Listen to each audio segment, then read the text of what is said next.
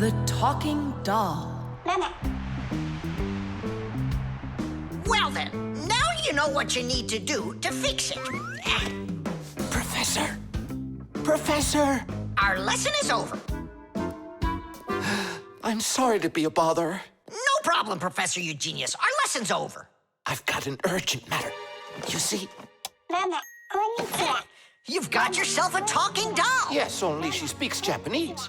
The problem is I've been asked to get her to talk in English. We can teach her. It's a new technology. I'm puzzled. Don't you worry. We'll figure it out, Professor.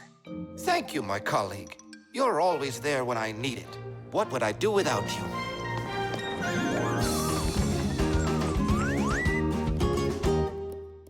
Professor, can you tell us how toys talk? Not now, children. We'll learn about the doll tomorrow. Now it's time to go home.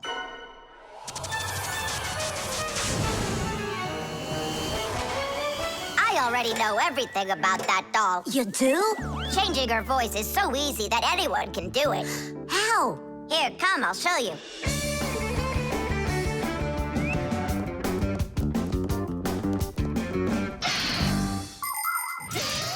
Early talking dolls used to work with a noisemaker inside. When the doll was turned over, air inside the noisemaker got pushed through a squeaker at the end of it, making a noise that sounded like the word mama. Mama. Funny.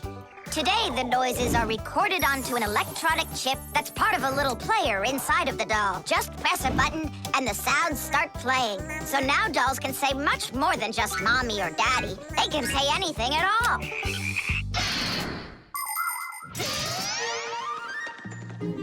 Well, here's the chip. This is where the recording of the doll's voice is. That's awesome. Can you re-record the voice on there? Well, yeah. Okay, I gotta go. See ya. Wait, Nolik, I thought of a really funny joke to pull. What if we slapped him and then we do something? Well, now, as I promised yesterday, I'm going to tell you all about talking dolls. Some start talking when you rock them, while others react to noise. And for this little lady, you need to press a button to get her to talk. Who wants to? Toola. Me? Well, okay. I can do it. Go ahead. And you'll hear her say, "Hi there, Mama." But in Japanese for now.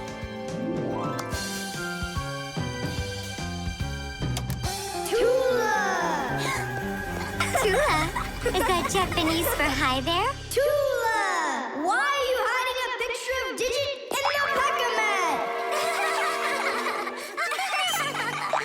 How could she ever know that? Maybe you're in love? That doll is alive! They call that joking. I just thought of a better joke that we can play. Yeah. What? Toola, don't cry. She's not alive. She is alive. I'll tell you who did this horrible thing. It was Fire and Nolik. It's true, but now the joke will be on them. How? It's easy. All we gotta do is go. The smartest Fixie in our class is Digit. Sometimes I think that he knows everything about everything. Professor Grandpus has a lot of respect for him. Digit's always in thought whenever you see him, and he doesn't like when anyone distracts him. He just has no time for fooling around with the other boys. Digit prefers to solve problems using his brains and not his muscles. That's why he can have a tough time in gym class. But he's so sweet that it makes you want to help him. To tell you the truth, Digit isn't always great fixing things with his own hands. But no one understands technology better than he does. If something breaks, Digit can always figure out exactly what's wrong with it and the very best way to fix it.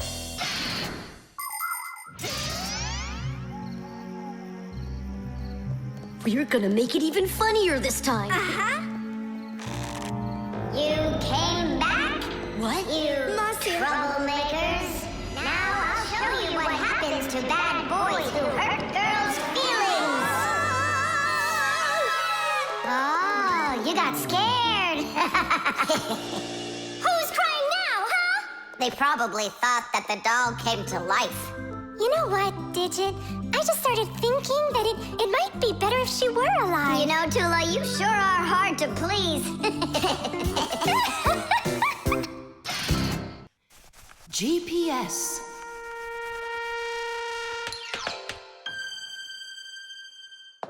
And 3, 4. Stop!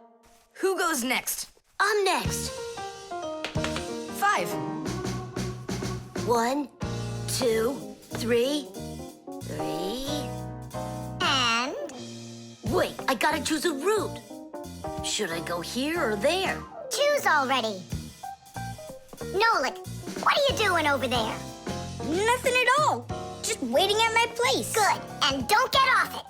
Wellfire? What was that? The alarm on my Fixie tab. Oh, our lesson's about to start. Hurry! What about the game? Later!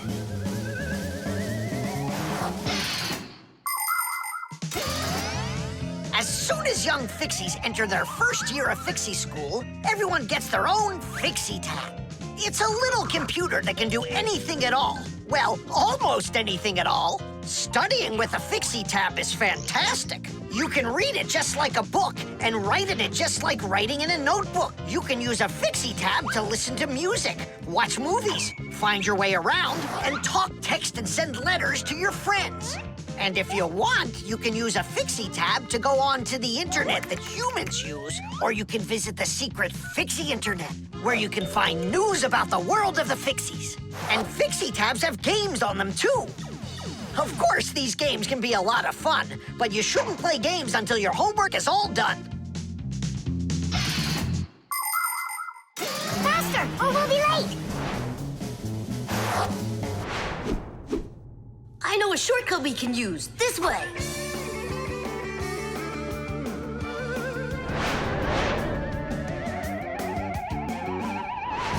Now which way do we go? I need to remember the route. I think it's this way, or it could be that way. Well, which is it, this or that? I have no clue. Uh-huh. So what's our plan? We'll go back and start again. We flew in from there, right? No, I think it was there. That's not how we flew in. It was there. I think we're lost in here. Uh-oh. Nolik, stop the panicking. I only went uh-oh. I'm not panicking yet. It's your fault, Fire. I know a shortcut. Go this way. How are we gonna get out of here? How do I know? All I know is that we're late for our lesson. Thanks to someone. It wasn't on purpose, I swear. Now Grandpa's will punish us. What's going on? Well, I think I found a way to get out. Which way? Right here. I forgot that inside of my Fixie tab is a GPS navigator. Class. What's a navigator? A GPS navigator is an interactive electronic map that can help you find your way around. The navigator can figure out where you are by using signals that are sent to it from satellites. All you have to do is type the address of the place you want to go into it, and the GPS can figure out a route to get you there. And then it helps you as you go by telling you where and when you need to turn, so you can easily get to your destination. Let's see. Right now, we're here. And where do we need to go? You know where, to school. But where is that? Are you joking? In the laboratory of Professor Eugenius. Can you be quiet? Where do you want to go? The laboratory of Professor Eugenius. Please wait while I chart out the route. Ha! It did it! The navigator says to go there. Hey, what are you doing over there? Come on!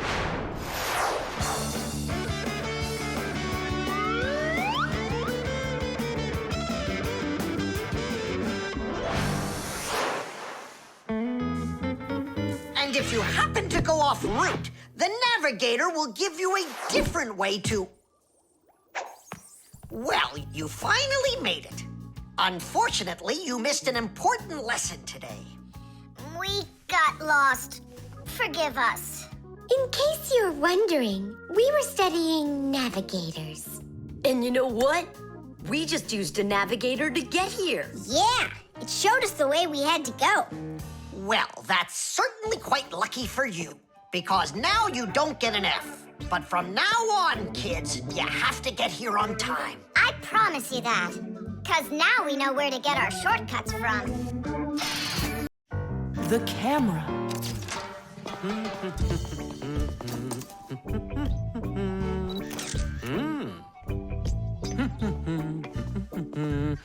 Stop right there and let me see how pretty you look today.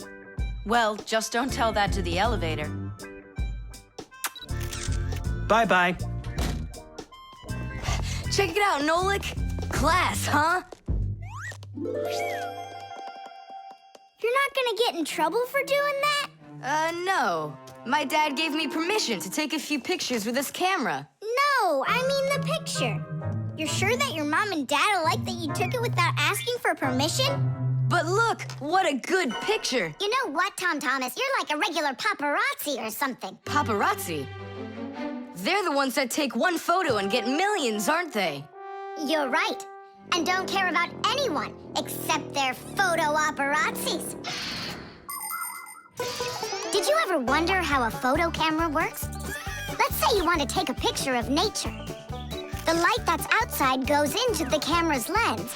That's the glass eye on the front of the camera. The lens takes the light from the scene outside the camera and turns it into a tiny picture that's inside the camera. Then the picture is recorded onto a special electronic sensor called a matrix that's sensitive to light. Click, and there's your photo. What a great idea. Now I know. I'm going to be a paparazzi. Hey, what about your promise? What promise? To never take a picture of us. We're a secret. Stop. Hey, relax. I'll delete them all later. Tom Thomas, stop this right now. I won't until I get a photo of you. Nolik, let's run. You can't run from me.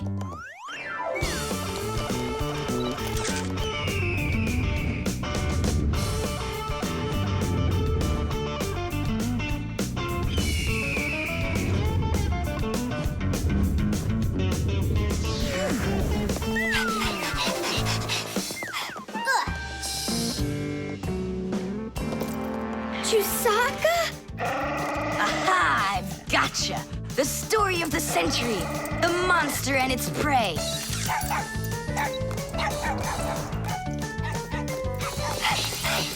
Tom Thomas! Help! No, he won't help, because he's a paparazzi.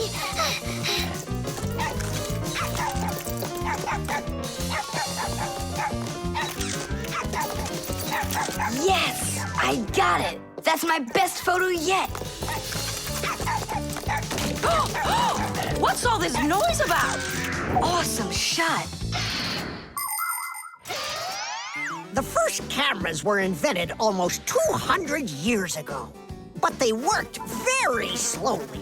If you wanted to have your portrait taken, you'd have to sit still for a whole hour. After film was invented, cameras got much faster, and it became possible to take about 10 pictures a minute. On a piece of film, everything appears to be backwards. Black parts of the picture are white, and the white is black. It doesn't look normal until the picture is transferred from the film to a piece of photographic paper. Now people shoot pictures with digital cameras that work without any film at all. You can look at what you shot instantly on a screen to see if you like it. And if you don't like it, you can try shooting another one. And today, you don't even need a separate camera to take pictures. Almost every mobile phone has one.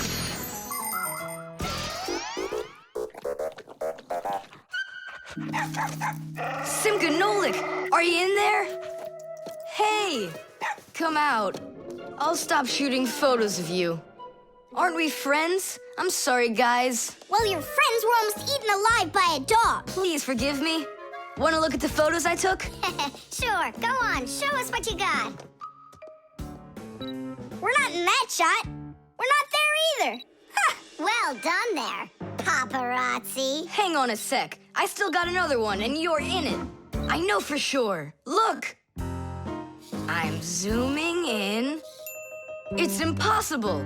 I don't believe it. It's possible. But when did you have time to turn into screws? The same time you were pushing the button. When we're scared, we can change faster than the blink of an eye. You lost. Paparazzi. And what are you gonna do with your millions, Mr. Paparazzi? Would you please stop calling me that? You got it, after every one of those photos is thrown away. All right, I'll delete them. And do I have to delete this one too? No, keep it. It's a great shot. I never even saw you take it.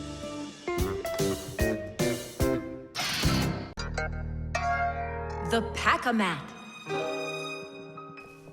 Simka, can I have the Pack-A-Mat? I'd like to practice with it a little before the exam.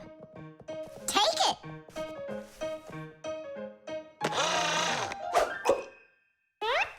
You're really good with that thing. Good. I couldn't be any worse with it. I wanted a vacuum cleaner. Actually, you were pretty close there. You did manage to get the hose at least. This is not at all funny. In order to get a tool out of a Pac-Man, a Fixie must not only press the button on his chest, but he must also clearly picture exactly the tool he needs. By the time they are adults, this is easy for Fixies to do. But while they're children, they must study hard to master this important skill. As Fixies learn about new tools, they take exams to prove they know how they work. And if they pass an exam, the new tool is added to their Pack-A-Mats. And there's no end to what you can find inside. Screwdrivers, hammers, ladders, vacuums, and even soldering irons. But many of the tools that Fixies use look quite different from the ones that humans have. And the reason for this is very simple. It's because Fixies have to fix appliances that are much bigger than they are. I just wish I knew which tool was gonna be on that exam. I got it! You just stay right here. Grandpoos! What? On the exam, which tool are you gonna ask about? It's a secret. It's too bad. But I'm sure you can keep a secret, right?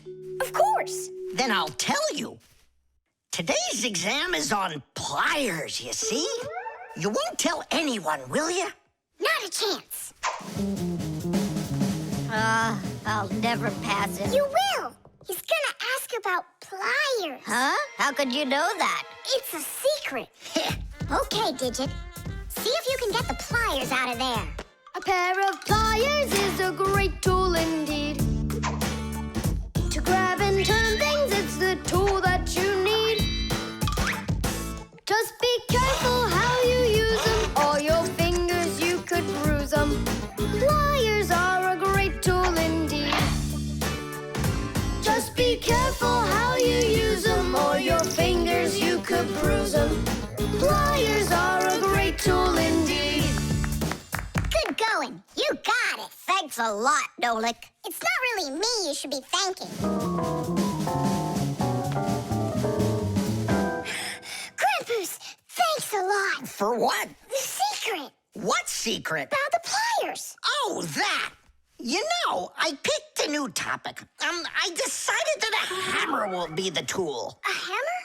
Only it's a secret. I remember. The topic got changed. It's a hammer. You sure about that? Totally. All right. I'll try to do it. A hammer is a great tool indeed. To pound in nails, it is the tool that you need. Just be careful how you use it, or your finger, you could bruise it. A hammer is a great tool indeed. Super. I'm sure you're gonna pass. That's only if he asks me about a hammer. I'll be right back. Grandpoos, it's a hammer for sure? Nah. A hammer would be way too easy for those kids. So now it is a drill. A drill? But only... It's a secret! Now I know. There's no doubt about it at all. It's a drill! A drill is such a great tool indeed. To drill a hole, it is the tool that you need. Just be careful how you use it, or your finger, you could lose it. such a great tool indeed. And if it's not a drill, right! Hammers, wrenches, drills, screwdrivers, vices, mallets, saws, and pliers. All of these are super duper great tools, yes indeed. That's all. That's enough of this. I'll just go and take the exam. Yeah.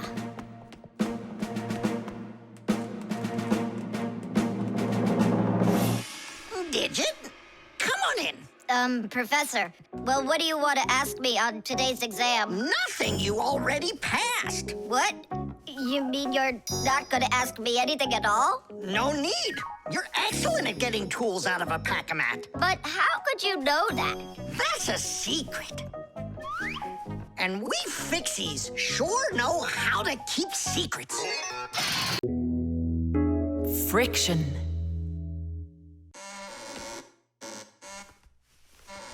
Oh, Thomas, that door of yours squeaks terribly. Yeah, and it's not easy to open either. Well, that's because the hinges are rubbing. That's why your door is not working right. How can I fix it?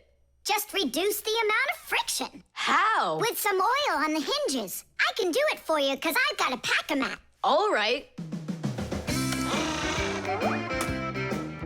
Simka, can I help you? Sure you can. Wear the pack-a-mat, all right? Friction is the force that tries to stop something from sliding or rubbing smoothly against something else. Rubbing can make things wear out quickly if there's a lot of friction. If you want less friction, you need to put something on the parts that rub against each other, like oil. There are special kinds of grease used to keep clocks and wheels turning smoothly. And for skis, a special kind of wax can be used to make them go even faster. That's it. Now the top hinge. It's all done. Go ahead and check how it's working. It's not squeaking. I told ya. You guys are the best. I gotta go. Go where? I'm gonna go sledding. Maybe you'll take me with you? Sorry, Nolik. You don't have a sled to ride on. I'll see you later. Simka, should I grease the saucer? What for? It'll slide down the hill just the way it is. Ah, okay then. Wait here for me, Nolik. I'll be back real soon with a surprise for you. Yeah, oil's slippery. I know what I'll do.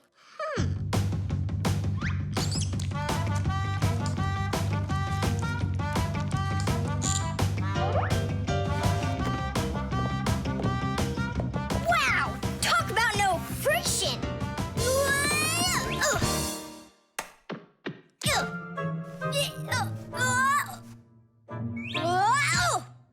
Hey, anyone? Help! Simka! Nolik? Are you all right? Just stay where you are. I'll be right there.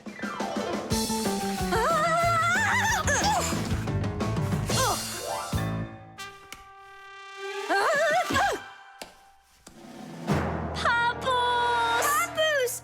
Help us, please! Who called for me? Help is on the way! Hey, what are you up to? Grandpa, stay away from here! You'll fall over. Huh? What did you say? Stay where you are!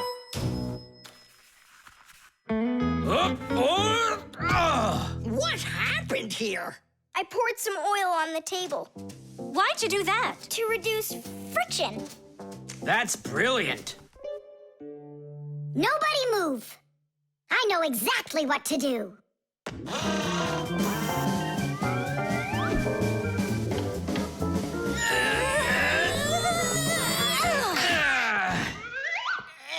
And what was the problem you had with the friction? I want to see all of this oil gone in 5 minutes. Engineers are in a constant battle with the force of friction. They want less friction so that cars will run faster and their parts will wear out less quickly.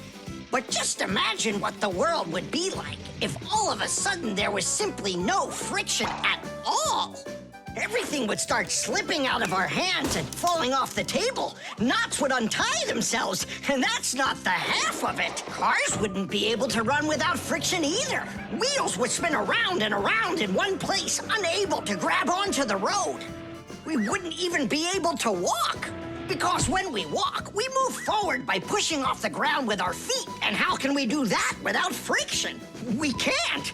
So now I think you can see why it's not so bad to have a little bit of friction in our lives. Whew! We cleaned it. But it's still so stinky. Nolik, I completely forgot. I promised you a surprise. Look! What is it? I made you your very own saucer for sledding. Oh, that's great! Only, what good is this thing without snow? Nolik, hey! Look what I've got for you. Snow? Yeah. Is it real snow? Really? Yep. Now you've got your very own hill to sled on. This is great! What an awesome surprise! And you don't need oil to make it go quickly. Yeehaw! The globe. Ready? Set? Go!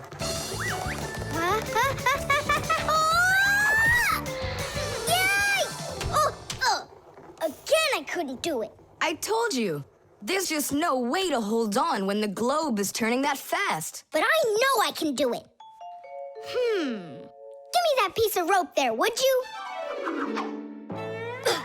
Now you can't throw me off. Spin it. Go on. Whoa!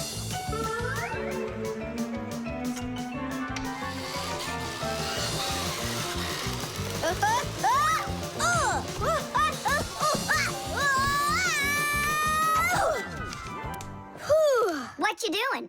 Trying to learn a bit about the Earth's gravity? That's a globe, not the Earth. Well, a globe's a model of the Earth, isn't it? Hey, come on, Simka. The globe looks like a ball, but the Earth is flat. We walk on it. The Earth also looks like a ball. It's just a very, very big one. It's not true. If the Earth is really round like you say, then it would throw people right off of it, like the globe does to me. No, it's just that the Earth pulls everyone towards it. Are you sure? The planet that we live on, the Earth, is a huge sphere. The Earth revolves around the sun, and the moon revolves around the Earth. Do you know why they don't fly away from each other? It's because of a force called gravity that pulls all objects towards each other. The heavier the object, the stronger its pull. That's why people, rocks, air, and water get pulled towards the Earth instead of floating up into space. Thanks to gravity, we are able to walk on the Earth. Then why doesn't the globe pull on me like the Earth does? Because this globe is very light. Compared to the Earth, this globe is like millions of billions of times lighter. Compared to the Earth, we're specks of dust. He's right. Look, a speck of dust. It sticks to the globe like we stick to the Earth. Oh, come on. It's just because no one's turning it. But the Earth's spinning and we stick to it. What? I just don't believe you. There's just no way the Earth is spinning. You've really got no idea how the days all turn into the nights, do you? Do too. It's because the sun goes up and then sets.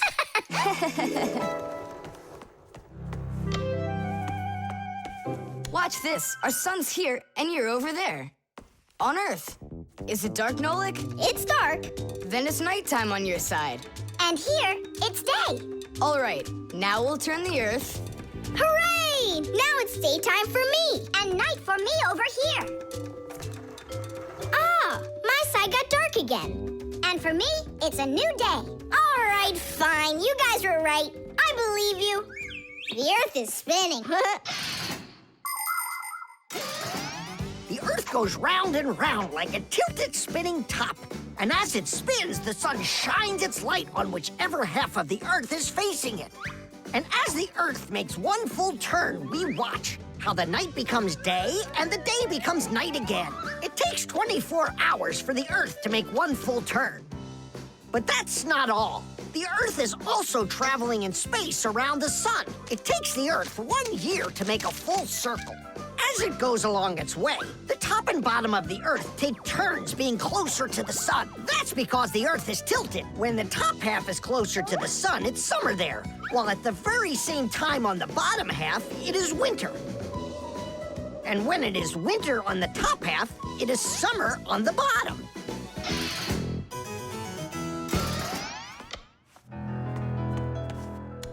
Nolik, where are you? I'm not sure. Somewhere in Kazakhstan. The force of gravity is super strong around here. So go on, spin it. You're gonna fall off, Nolik. Don't worry, just do it. Go ahead and tilt it if you feel like it. Told ya! Ha! And you were sure I was gonna fall off this globe.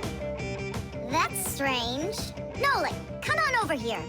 What for? You'll see in a second. I don't want to. You really don't want or you can't. Tom Thomas, take a look. I get it. He stuck himself to the globe, didn't he? Yeah, with the chewing gum. Isn't it time to go? Uh-huh. And me! What about me? Hey! You gotta help me! Don't leave me! Should we help him?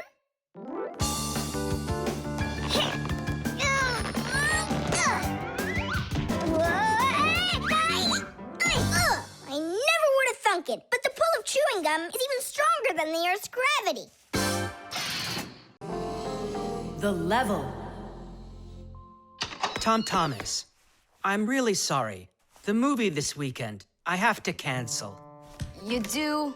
I need to go to Africa for work. I leave tomorrow. Oh, cool. You think I could go with you? To Africa? Can you even find it on the map? Africa. Here we go. No, you're still too little.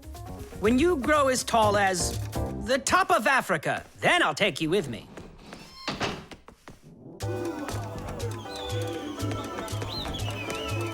Here, there,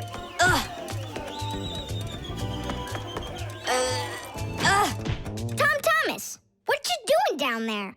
I want to know if I'm as tall as the top of Africa, or not. Well, do you know your height? Okay, then let's measure you and mark how tall you are. You just need to hold the book, all right?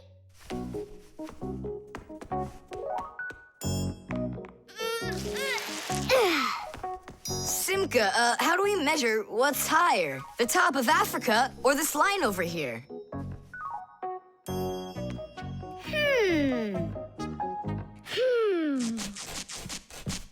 It's a tough one. We need a piece of flexible, clear tubing. Oh, I can get it for you. I know where it is. And we'll build a simple tool to find out the answer. It's called a water level.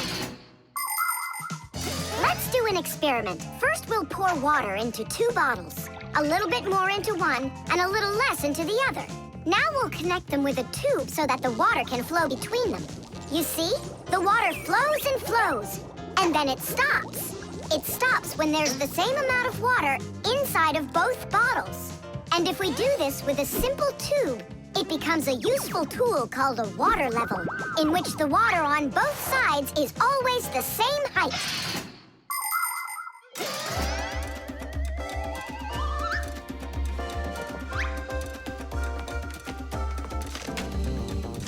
I'm gonna watch the water level on this end, all right?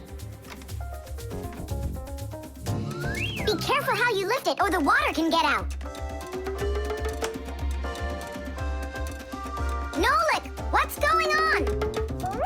The water inside the tube is even with the line. There you go, Tom Thomas. Where the water is right now is how tall you are. And?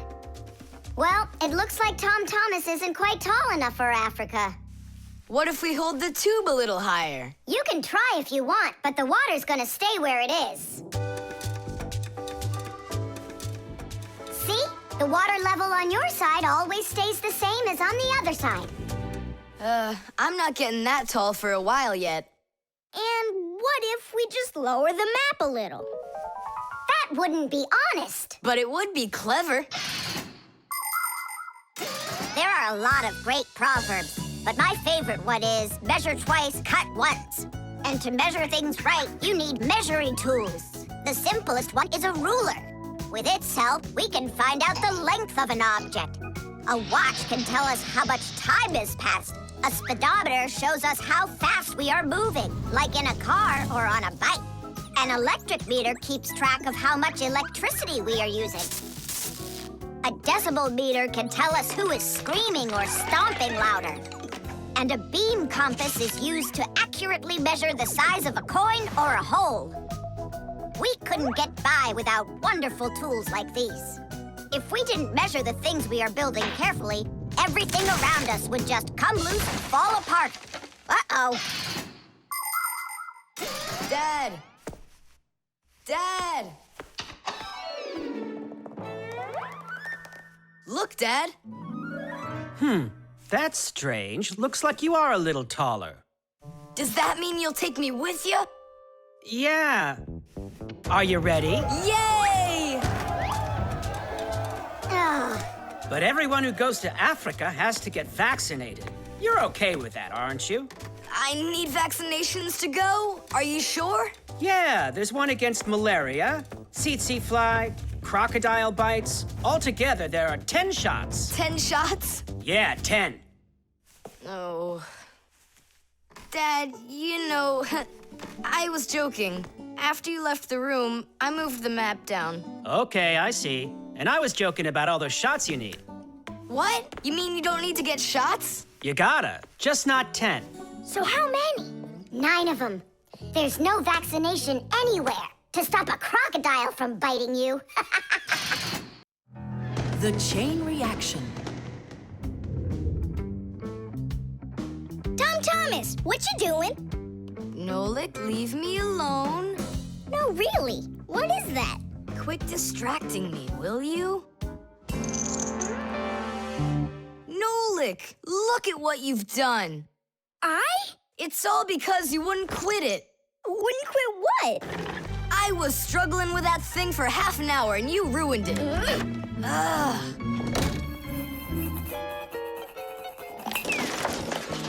Whoa! Ah! Oh! Hey, Tom Thomas, can you hear me? Tom Thomas, let me out!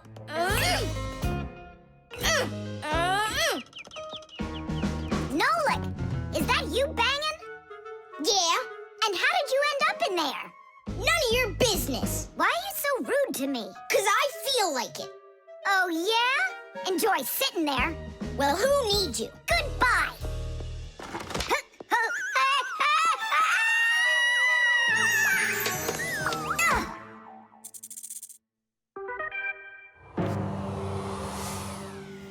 Oh, Simka, what happened to you? Did you bang yourself? And so what? Does it hurt? Leave me alone, Toola. You always have to be fussing over everybody. Come on, why are you so angry, huh? Nolik was rude to me. That means you have to be rude to me? Forgive me, Toola. And where's Nolik right now? There. Let's go see him. Nolik, it's Toola. Are you all right? I'm fine. Why were you so rude with your sister? 'Cause Tom Thomas was rude with me. I get it. It's a chain reaction. A what? Setting a log on fire isn't easy. But it's easy to light a match. Use the match to light kindling, the kindling to light a twig, and the twig to light the log. Have you ever seen a fire grow? It's an example of a typical chain reaction. So be extra careful with fire. Because just one match or little piece of smoldering coal can lead to a huge disaster. Yes, they can make a whole forest burst into flame and burn down to the ground. And all because of a simple chain reaction. I don't get you. What chain reaction? What do you mean, Nolik? Tom Thomas was rude to you, then you were rude to Simka, then Simka was rude with me. So there it is, a chain reaction. Yeah, and the rudeness was like a little spark. It just spread and spread and spread like a forest fire. Will you forgive me, Simka? Yeah, all right. I've got an idea. Why don't we try starting our very own chain reaction the other way around? What do you mean? Well, instead of spreading angry and rude feelings, we could spread happiness. But how? It's simple. All we need to do is smile and say nice things to each other. What a great idea! We could work together and fix Tom Thomas's mood. And I know how. Come help me pick up this domino, will you? Everything in the whole universe is made up of atoms. Particles so extremely small that you can't even see them through a microscope. But when a tiny atom splits, it makes a tiny explosion. And that explosion can start another explosion, and another explosion, and another. And now you've got a chain reaction. And that's how a lot of tiny explosions work together to make the gigantic explosion of an atomic bomb, the deadliest weapon known to man. But atomic energy can also be used for peaceful purposes. For example, nuclear power plants use this energy to produce electricity and hot water. And nuclear-powered icebreakers can break through the thick Arctic ice so ships can sail on their way.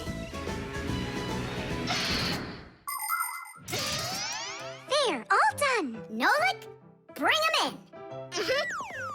And now we're gonna teach Tom Thomas how a chain reaction can work to make you feel really good. He's coming. On your marks, now. What's going on? No, really? Tom Thomas, watch this.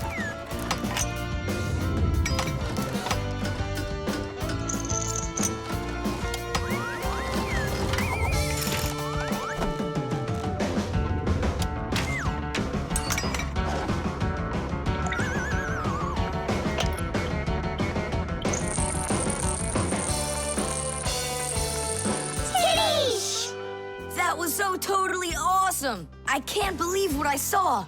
How did you do that? It was just a chain reaction. What? A chain reaction. Tubes. Today's lesson will be on pipes and tubing. Right here inside of this laboratory, you can see them all over. Look, over there, and there. Some more over there, and there's another one. So, who can tell me some different uses for tubes? Digit.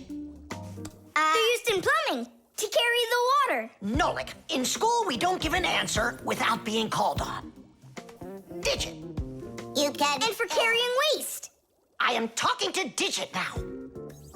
Gas goes through pipes too. Stop interrupting us. And don't forget about smoke in a smokestack. Nolik, that's just rude behavior. Out right now.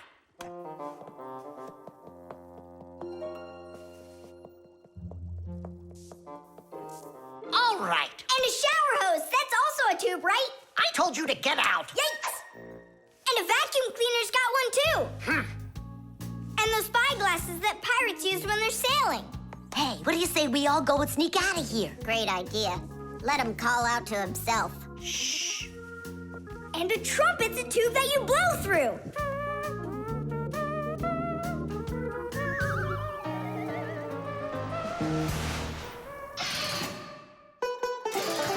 Nolik is my younger brother. There's a lot he still doesn't know, but that doesn't stop him from getting involved in things he probably shouldn't. Unfortunately, that can get him into trouble. So, every once in a while, me or my parents have to rescue him. No, I wouldn't call Nolik a pest. He's just a bit curious. That's why he broke the #1 Fixie rule, hide from humans. Nolik's the one who first became friends with Tom Thomas. Well, I was there too, but Nolik started it. Actually, first it was Grandpoos. Many years ago, he befriended Professor Eugenius. And after that, the professor let us have our school in his laboratory. So it turns out that Nolik is just like his grandfather.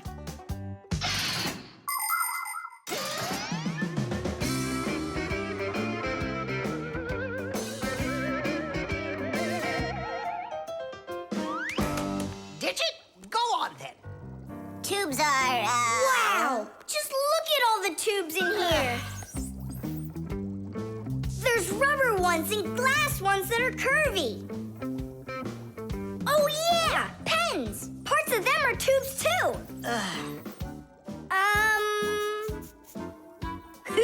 He stopped talking. He ran out of ideas.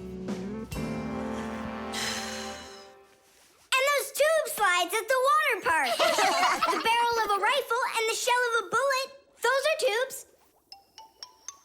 Oh, there's a tube with a serious crack.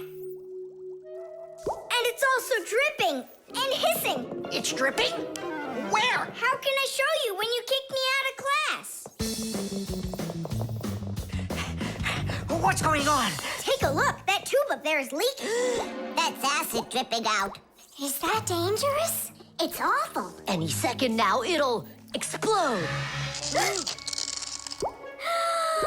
Where did Professor Eugenius go? He went to eat a sandwich. So what do we do? It's a disaster. Don't panic. Fire, Verda. Go to that hose and shut off that valve. Simka, go get a pack-a-mat. We'll fix this pipe ourselves. It's very important to be sure that a pipe won't leak. But making pipes that won't leak isn't so easy. Pipes can be made by rolling up a sheet of metal and sealing it up. Unfortunately, the seam can break, and that's why people have figured out how to make pipes without seams. They do it by stretching out hot metal on special machines. And PVC pipes are squeezed out of hot plastic like pasta. When the plastic is cooled down, it hardens into a pipe. We fixed it just in time. Nolik, way to go there. Hey, Simka, where is he? Don't know. He finally left. Here I am. Nolik, I want to thank you for being alert, and I'd like you to join our class. Tadish! Only don't forget, in my class, students cannot answer unless they're called on. Now then, pipes and tubing. Digit, please continue. Well? But Nolik said all of them already. Nolik. Not all. A straw for drinking a shake is a tube, and some noodles are tubes made out of dough. And what's it called? That thing. A hole in a mountain. Wait a second, I'll get it. A volcano. That's not it. They go this way. I mean the kind that go like that. Heh, they're tunnels. You got it. Well done there. Yeah. The disguise. Ugh, good. Tom Thomas, why do you need a second aquarium? Especially without any fish. First of all, it's a terrarium. And it's not for fish, it's for lizards and snakes. Ooh. My friend Katya asked me to take care of him while she's away. That's why I brought him here. Take care of who? There's no one in there. Ah! What is that? It's a chameleon, Nolik. I think he's awesome. It's a bad idea to take him out. He might run away. Don't you worry, I got him. What a monster. But how come I couldn't see him before? It's because a chameleon knows how to disguise himself by changing the color of his whole body. Have you ever seen a military uniform? They have special patterns and colors that help soldiers hide. That's called camouflage, and people learned it from animals. For instance, a caterpillar can look like a twig, and a seahorse can look like a piece of coral. An ordinary gray rabbit becomes white in the winter, so a wolf will have trouble finding it in the snow. But the champion of camouflage is the chameleon. This master of disguise can change its color in just a matter of seconds. Hey, Tom Thomas, where'd your chameleon go? Oh, it disappeared. It didn't disappear, it camouflaged. He won't hide for long. Let's find him.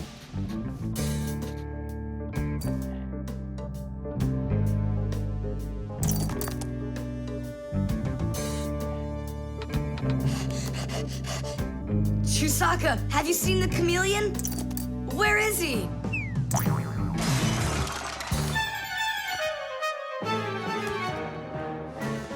Do you see him?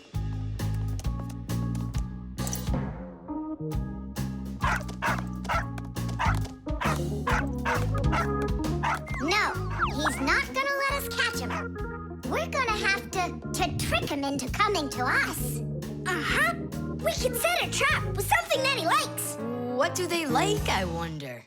What else? They're food. And what do chameleons eat? Well, like flies or caterpillars, roaches. Where's the fly gonna come from? Well, what if... What? Oh, Simka, just you wait. I'm gonna get you. Hey, we've gotta help Katya. You don't see the caterpillar complaining. Quiet. Nolik, you start buzzing. Buzzing? Yeah, like a fly. Yeah, and flap your wings, too.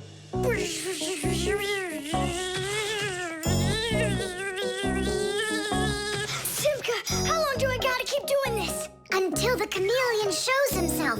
Just keep buzzing.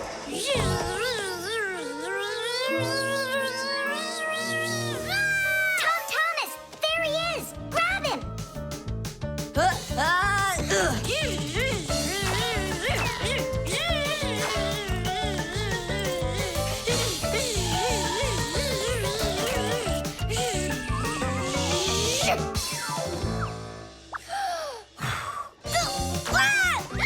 Let go of my brother! Tom Thomas, quickly! I've got a hold of him!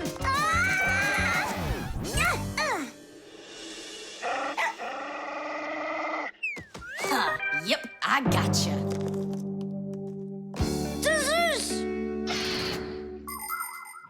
In the army, they use camouflage all the time. They use nets that look like bushes, paint their tanks in colors that make them blend into their surroundings, and even fly in special planes that can't be seen by radar. They do everything they can to disguise their location.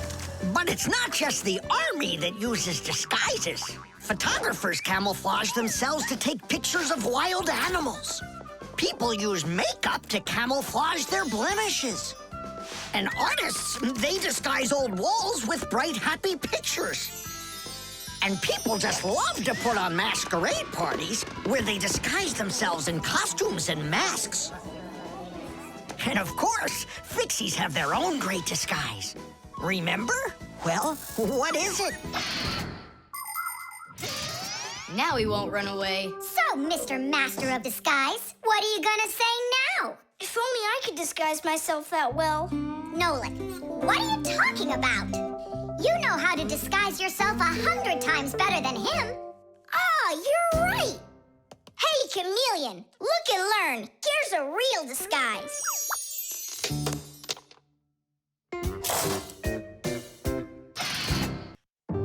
Modeling clay.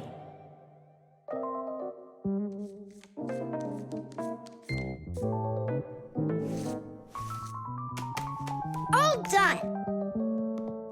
Simka, take a look. I've got my own pack-a-mat. Now look at that, a pack-a-mat made out of modeling clay. But this one's my own, and it looks just like a real one. Okay, you're right, it really does, Nolik. Simka, Nolik, what's up? Hi there, Fire. Want to play some tag with me? I really wish I could play tag, but unlike you, I've got tons of work. Yeah, like what? Well, a bathroom hook fell down. Tom Thomas broke the lamp on his desk. The aquarium has a tube that's leaking. So go and play. I have to get a pack-a-mat. Oh. I wish I could play tag. Hold on. Nolik, you've got a pack-a-mat. Uh-huh. Although I gotta say, it looks a little strange. That's because it's... Let's fix everything before Simka with your pack-a-mat and my Fixie board. This'll be great.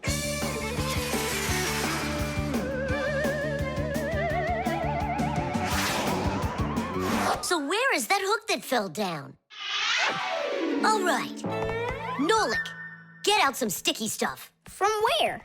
Obviously, from out of your pack-a-mat. But it isn't real. I made it out of modeling clay today. Out of clay? Well, it totally looks real. Long ago, back in the Stone Age, people learned how to use clay to make their dishes and sculptures. But the modeling clay that we use nowadays was only invented about 100 years ago. Actually, modeling clay is just plain old clay with some ingredients added so it won't dry out. And dyes are mixed in to make all the different colors. There is just no end to all of the fun things you can make out of modeling clay.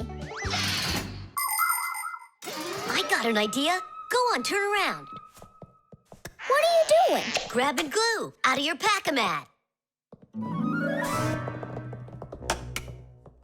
All right, get up here. Will it stick? Yeah, of course it will. Let's go and fix the lamp.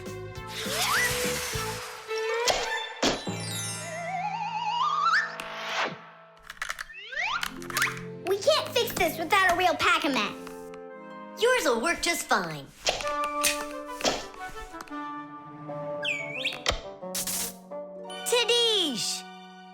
So, what else did Simka have to fix? The aquarium. Hop on.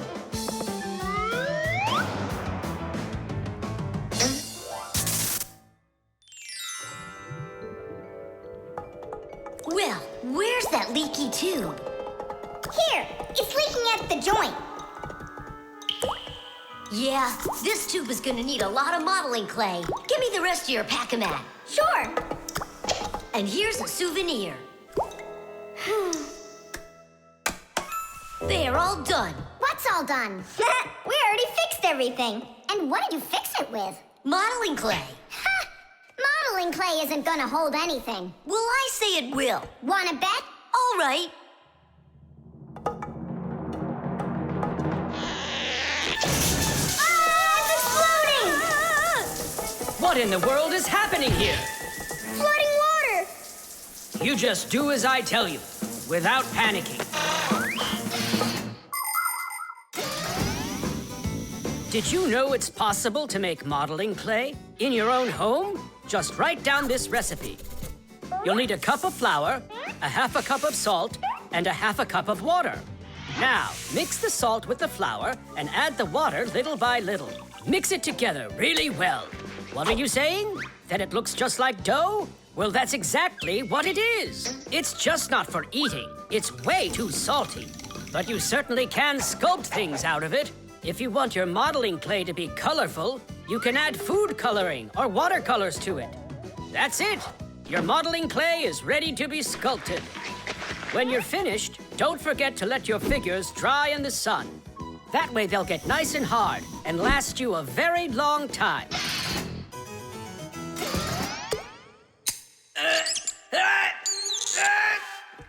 Phew. We almost didn't make it. And did you fix the lamp with that modeling clay? Uh-huh. And the hook, too. That was not a good idea. But it was really quick. Hey, that's true. That's why I want to give a medal to you. You're heroes. For real? Of course you are. And here it is, your medal.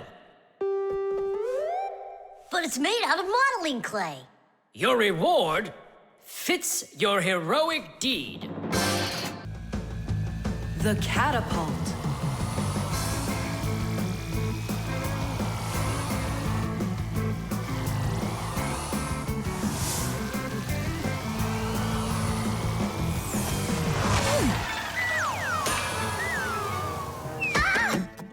What was that, huh? Strange.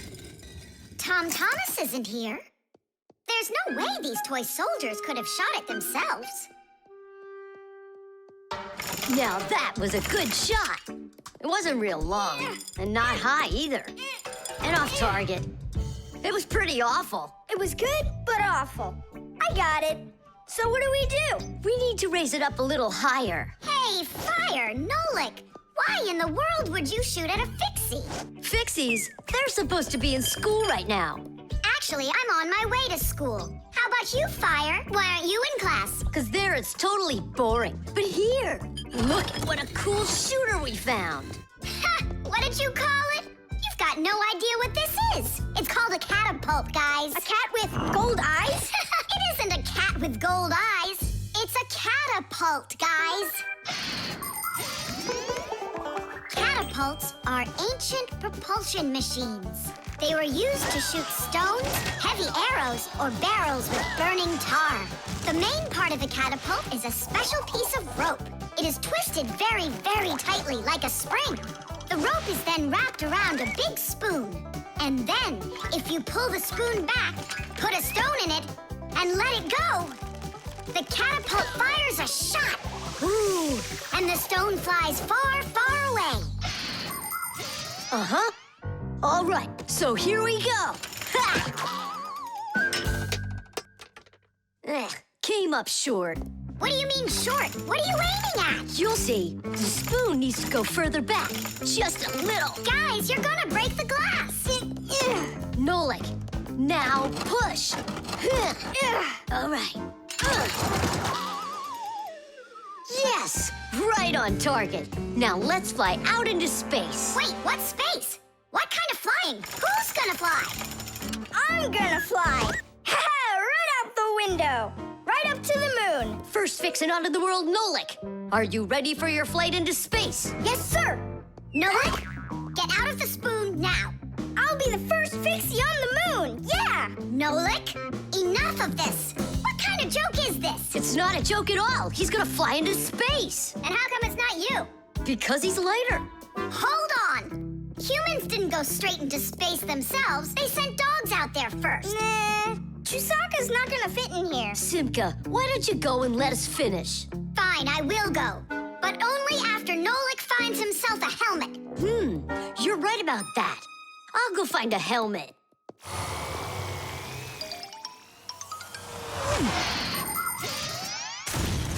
The catapult was invented in ancient times, but people still use them today.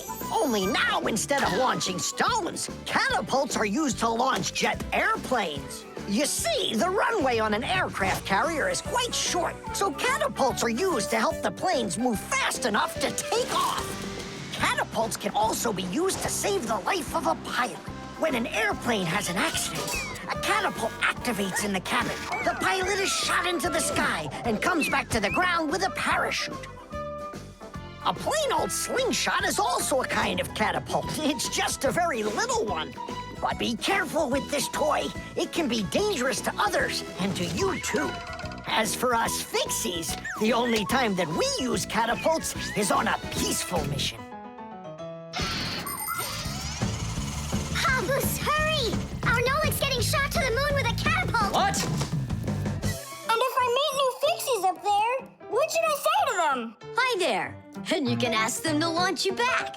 So, Let's do it! Fire! Launch it! Stop! Don't! Simka! Nolik! I'm not getting out!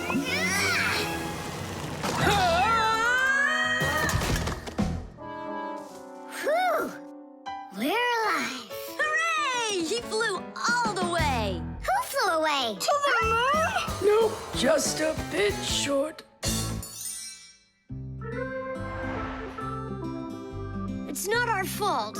You're just heavier than Nolik, and that's why you came up short. Papoose, maybe we can try one more time. What?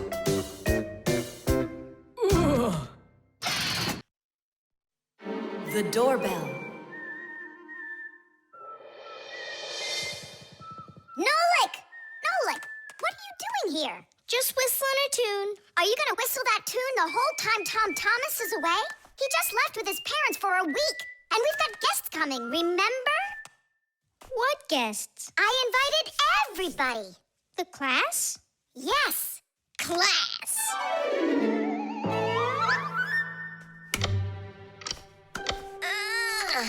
Are they sleeping in there, what, huh? First they invite us, and now they don't want to let us in? I'll share the present with you, then. Fire. Maybe you'll get it to work now. When they get here, they'll ring the bell. How come? Why don't they just do what they always do and climb through the keyhole? No way. It's not that simple, Nolik. Today, they're our guests. Ah. The guests ring the bell, and the hosts let them in the house. It doesn't ring. You think the doorbell's broken? I say we go fix it. Before we fix anything, we need to know what went wrong with it. First we'll fix it, and then we'll know what it was. Back in the olden days, people would hang a bell over their doors with a string, and guests would tug on it to make it ring. Today, doorbells are electric, and they make all sorts of different sounds. Some buzz, some ring, and some even chirp like birds. The sound comes from a box inside the house called a chime. To make the chime ring, you push a button that's located outside. The button works just like a light switch, but instead of turning on light, it turns on sound. Verda, will you join me? Whoop! I gotta think about this. Yeah. Simka! You think your guests are gonna come at all? Simka! Toola? Hey! The doorbell doesn't work! It must be broken! That's odd. We heard it ring this morning. Nolik, let's go. First, we'll examine the contacts. Yep, good and tight. Okay, let's check the speaker.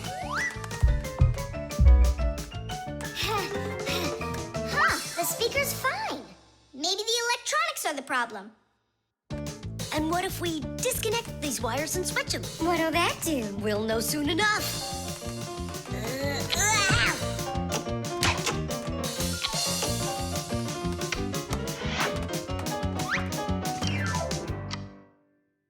You know what? Why don't we connect the wires straight together? Isn't that dangerous? We'll find out. Don't worry, nothing happened yet. Fire. He's the engine of our class. He's the fastest, the nimblest, and the bravest. Fire never sits still for a second, and he's always looking for adventure. New ideas just burn in his head, and that's why his name is Fire. But not all of his ideas are very good, so he's constantly getting bumps and bruises. He just can't help getting carried away. If he's burning with an idea, he can even forget about his classes at school. Grampus punishes him for that. But it doesn't seem to bother Fire, because some new plan will pop into his head the very next second. To be honest, Fire's my favorite out of all the boys in our class. It's sure never boring when he's around. Hey, you down there. I figured out why it's not working. So what's the reason? There's no electricity in the whole house, so that's why the bell isn't working. And what? We can't visit like real guests do until the electricity comes back? And when will it work again? Don't know. It could possibly take hours, guys. Oh, it's working again! Ah! Enough ringing! Hey, Fire, quit fooling around! He's not fooling around! It's not me, see? Then who's ringing it? I don't know! Well, I know. The doorbell's ringing because Fire connected the wires together. True, but I'll fix that right now. Ha! Your guests sure are noisy. Yeah, thank goodness the humans aren't home right now. Hello? Hello there, dear guests. Let yourself into our home through the keyhole. So, should we go in? Go where? Go inside. Nah, that's not how guests act. So what do we do? Real guests always ring the bell. Okay, hold me tight. The team. The first period is almost over. Tom Thomas's team is leading 2-0. There's no getting around the difference in class. Simka, pass to me!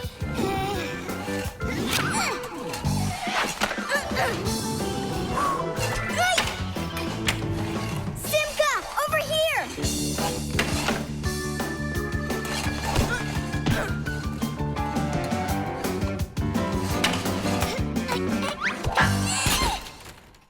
Goal! 3-0. And that's the end of the period. Time for the teams to take a break. This isn't a fair game. There's 6 of these guys and only 2 of us. Go ahead and call your classmates. I'll still outscore you. You sure about that? Uh-huh. Well, Tom Thomas, you asked for it. Young Fixies take classes and study just like human kids. But Fixie schools are quite a bit different than schools for people. To begin with, there are no more than 10 students in a room. In Simka's class, for instance, there are 6, and the children don't study in one place. On one day, the lesson could be inside a refrigerator, the next day in a computer, and the day after that in a vacuum cleaner. This is the best way for Fixies to learn all about them and put their new knowledge to the test. But the most important thing is that they have to learn to work as a team and help each other. Stronger Fixies helping weaker ones, and older Fixies helping younger ones. This is a must for Fixies, because appliances are so very big that if we didn't work as a team, we little Fixies could never get by. As the second period is about to begin, our full team comes to the ice. Huh? Introducing the engine of our class, fire! My motor's roaring. And now the brains of our class, digit! Okay, what's the score? Now here is the spirit of our class, Toola! Could I be our goalie? And here she is, the face of our class, Verda! And oh, what a cute one. So you want to quit, Tom Thomas? I'm not afraid of you.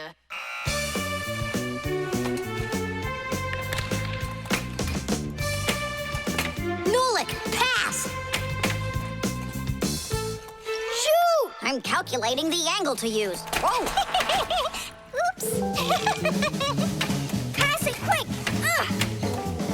Quit sleeping! If you're gonna scream at me, I'm not going to play at all. Wow, that's some team you got there.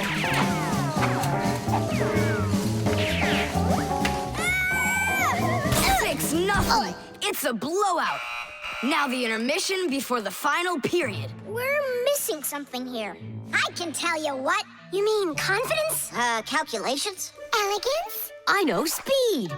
What's missing here's teamwork. Simka, you're right. It's one for all and all for one. Then here's what we're gonna do. We got it.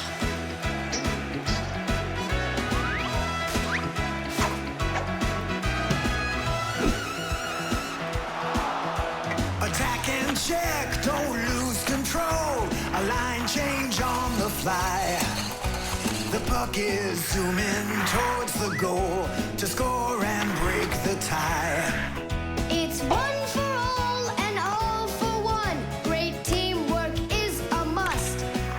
Let's go and show 'em how it's done. This game was made for us. Hockey's our game. Hockey, hockey's our game. Hockey, hockey's our game. Hockey, hockey's our game. Hockey's our game. Hockey, hockey's our game. Hockey, hockey's our game. Hockey, hockey's our game. Hockey's our game. Hockey, hockey's our game. Tell me again, what's the name of our game? Hockey. I can't hear you. Hockey. Oh, hockey's our game. Hockey. Hockey's our game. Hockey. Hockey's our game. Hockey. Hockey's our game. Hockey. I love that hockey. We won, Tom Thomas. What do you say now? How did I get creamed like that? 'Cause you're by yourself here, and we are a team. Team! The wires. Quiet down. Get ready for your lesson. Be quiet. Quiet down, please. Oh, it's so hot here. In today's class, we'll learn about... Whoa! What was that, huh? It must have been an earthquake. Yeah, it was an earthquake. Hooray! Sorry there, Professor. Ooh, I have to find an outlet so I can plug in this fan. Ooh, it feels terribly hot. It sure does. Well, keep looking. You'll find one. Now then, where was I? Oh, right. Today... No, it's impossible. In this whole laboratory, there isn't one free outlet. Look at this. Just pull out one of these wires and then you'll have a free outlet. I can't. I fear I could pull out a plug for something important. Volt himself would get all tangled up in these wires. Whew. Don't worry about it, Professor Eugenius. We'll find a free outlet for you. That's right, my colleague. A cup of tea will do you good, so just go relax. Thank you, my colleague. And as always, I'm eternally grateful. Fixies have opened schools for their children in all sorts of different places, like factories, stores, and warehouses. Anywhere where there's lots of machines and appliances and places to hide from humans. And this is where we hold our school, right here inside the laboratory of Professor Eugenius. It's a fantastic place for me to hold class. Every day, new devices, materials, toys, and even food are brought here for examination. And there are lots of scientific devices and tools to study here as well. But most importantly, we never need to hide from the head of the laboratory. Because my colleague, Professor Eugenius, is someone I'm proud to call a friend. He loves Fixies, helps us anytime we need, and will never let our secret out.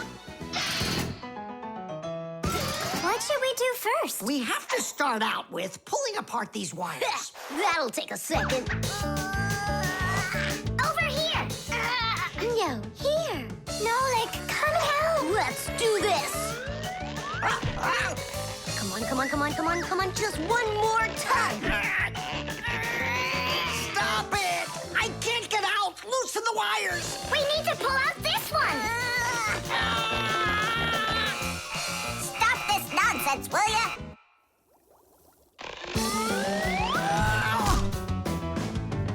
Thank you, Digit. Tidish. Well, the way I see it, in order to get the knot out that's over here, we need to expand the loop that's over there. And then push that wire through it. And then do it again from the other end. That's it. Very good, girls. Hey! Now pull it hard. Perfect.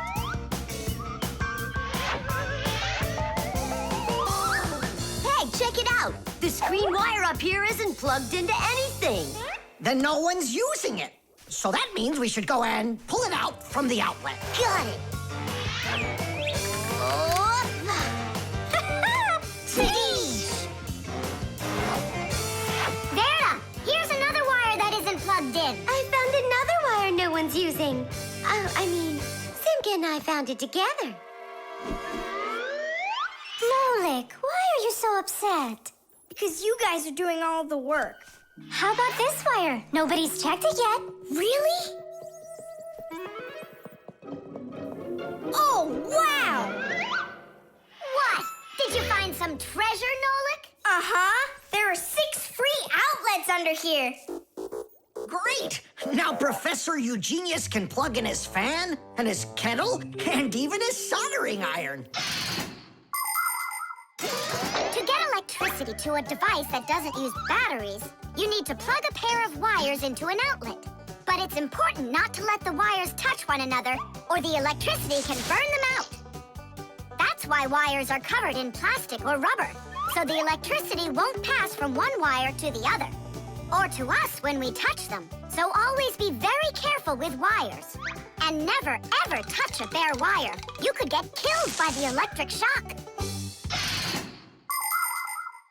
Oh, what would I do without my wonderful friends? Thank you. Sorry. I wanted to... I should go. Go ahead. That's a great idea. And we'll start our class. What were we talking about? All about wires. Well, it looks like our class is over. Time to go play. Nolik's cube. Whoop! Tom Thomas, you'll be late for school if you don't stop. School? Don't you worry. What's he breaking this time? This time, nothing. He's solving a Rubik's Cube, Nolik. Whose cube is it? The Rubik's Cube is the most popular puzzle game in the whole world. It was invented by Professor Rubik from Hungary. A cube has 6 sides on it. And on a Rubik's Cube, each of these sides has 9 squares that are all the same color. You start by mixing up the colors. To solve a Rubik's Cube, you have to turn the pieces, and you keep turning and turning them until each side is one solid color again. For instance, red or yellow or light blue. That's nothing. Hey, Tom Thomas, how long have you been messing around with this cube already? It's been 3 whole days of turning. 3 whole days? We could solve that puzzle in 5 minutes, now couldn't we, Simka? Oh, really? Then go right ahead. I'm off to school. Well, you ready to show Tom Thomas who's boss? Just count me out. Hey, I thought you said Rubik's Cubes are easy to solve. I never said anything like that. This problem is all yours, Mr. Bragger. All right, I'll figure it out myself.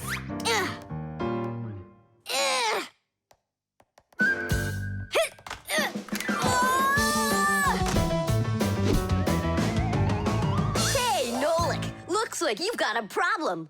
Oh, hi, Fire. Ugh, no, I'm good. Just solving this Rubik's Cube. Yeah? Can I do it with you? What, you can do it? Of course I can. How hard can it be? You'll see for yourself. Try getting all the red squares on one side. Piece of cake. Now hold it tight. Great, I'm with you. Ugh.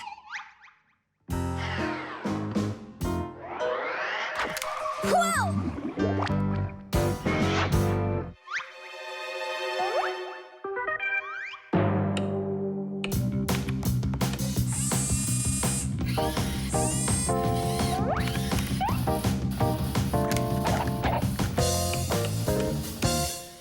You mean like that?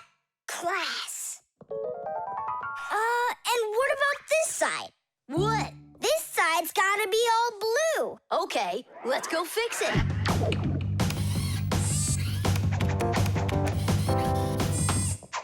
There, like you wanted. Now what happened to the red side? Huh? Simka was telling me that on each side there has to be one color. Oh, like Simka'd be able to do this? Simka can do it all. Well, if Simka can, then I can too.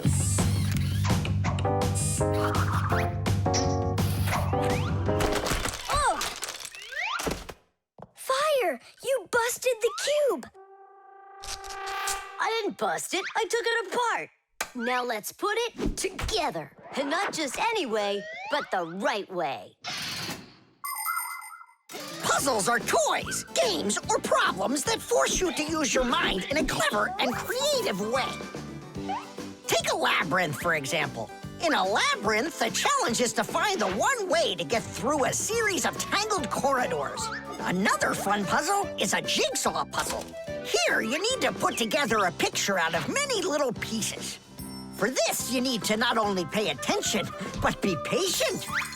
And there are all sorts of puzzles for the computer. One popular computer puzzle is Tetris. In Tetris, different shapes fall down the screen, and you have to think quickly to get them to line up into rows. And solving puzzles isn't only a great activity for people, it's good for Fixies, too. That's right, puzzles are like exercises for our brain.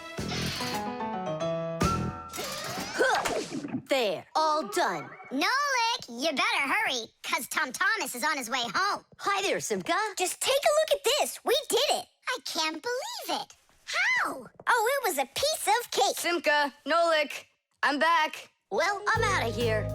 Ciao! Woohoo! Wow, you really solved it. It was Nolik. Nolik, you are cool. So how? You see, first you break it apart into all of the pieces, and then you put it all back together. No. That's cheating. You gotta turn the cube, not take it apart. Now I'll solve this cube, honestly. I don't think you can. Why, so sure? I glued it together. How come? So you'll stop straining your brain with it. Now the cube will always be the right way. But if it doesn't turn, it's not a Rubik's Cube. Well, yeah. Now it's a Nolik's cube, right? The stain.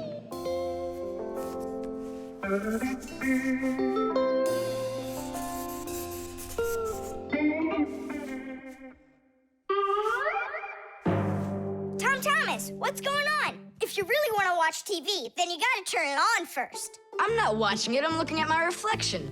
I'm working on a self-portrait.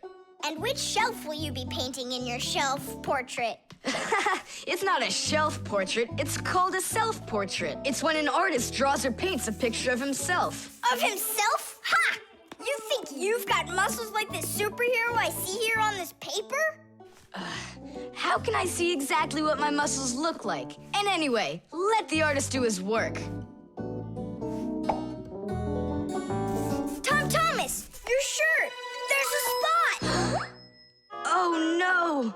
Wipe it off, quickly! It's even worse, so now what? What we really need is Masya. Ordinary dirt can be cleaned off with a brush or washed off with water. But there are stains that are not that easy to get rid of. Stains from fruit need to be soaked in hot water first. Blood stains, on the other hand, should never be washed in hot water. You can clean stains from paint or rust as well. Only for those, you'll need to use a special stain remover. But stain removers should only be used with the help of a parent or other adult that knows how to use them safely. Hey, I know a great way to do it. What do you use to get rid of pencil marks? An eraser. Only this shirt isn't paper. And so what? Let's try it. What's the harm? Now I've got 3 colors to get off. New idea. We should paint over it with this correction pen. With whiteout? Yeah! That was a bad idea. Now I got it. You have to use some water.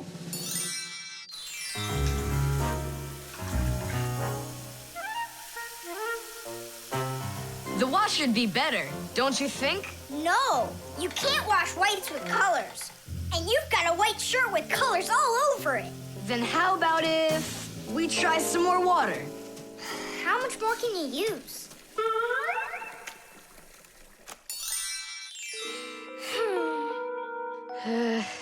Any more ideas? You know what? It's possible we did something wrong. Everything you did was wrong. You should have used a spot remover to clean off that stain. A spot remover? No way!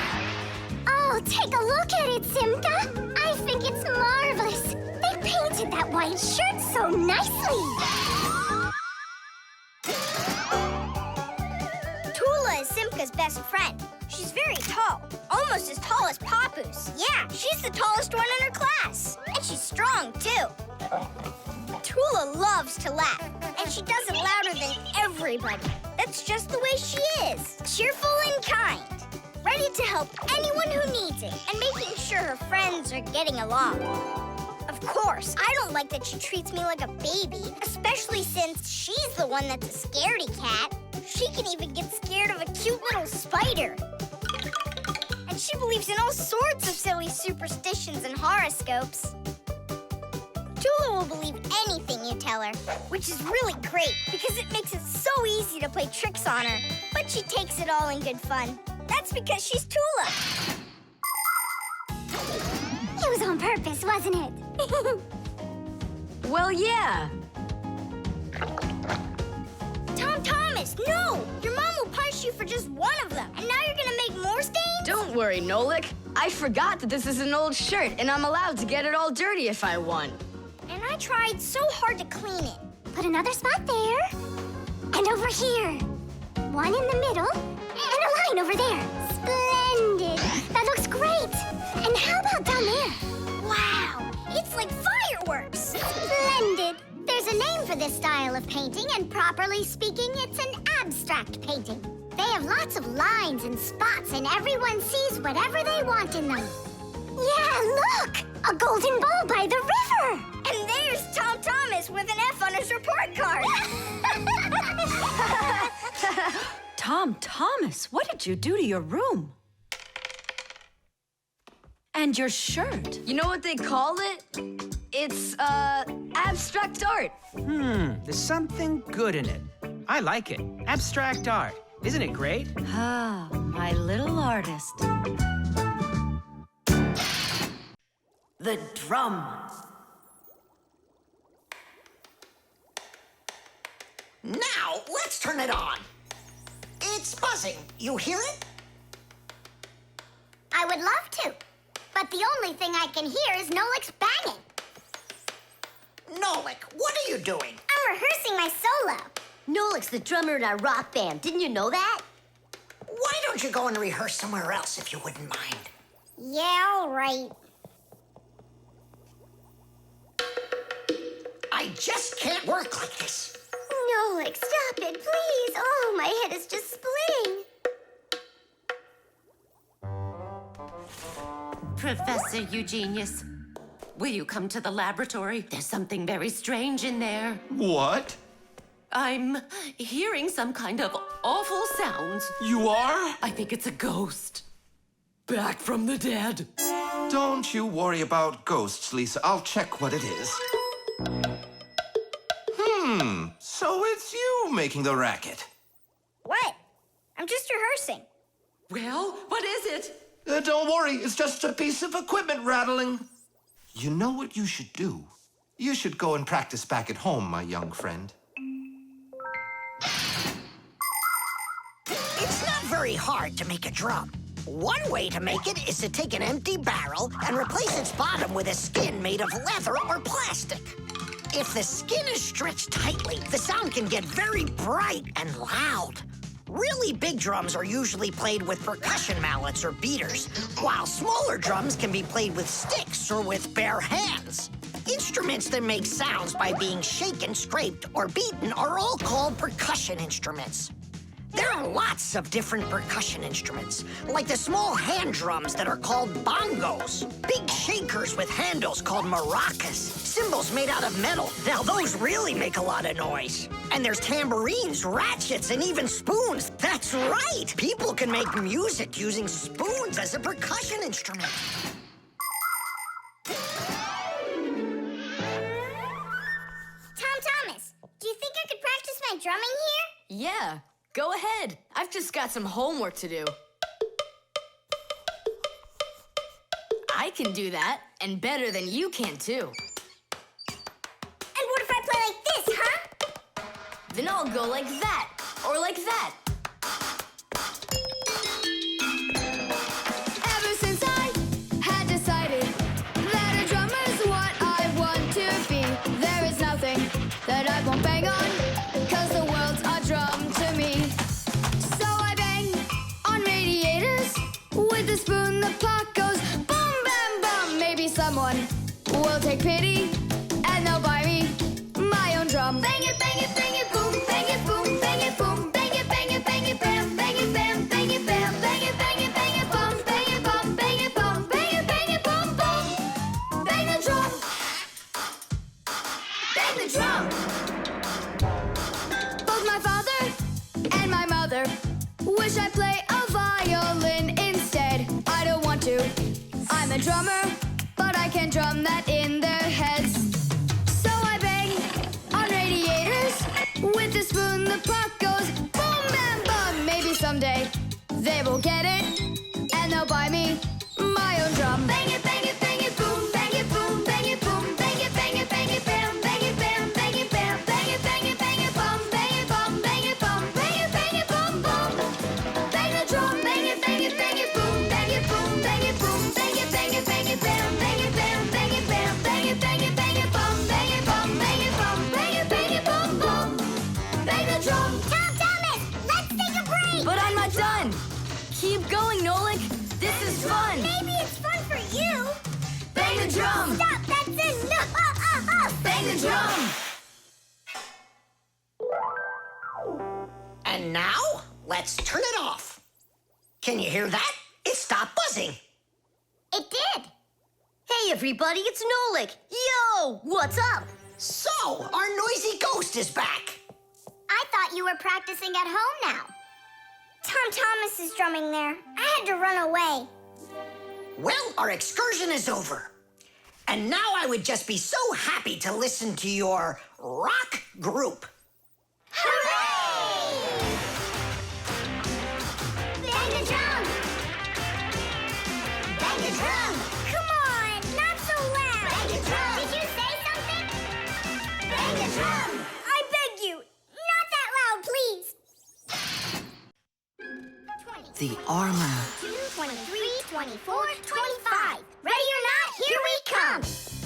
I heard him. He ran into the hallway. You check the kitchen, Nolik, and I'll check the living room.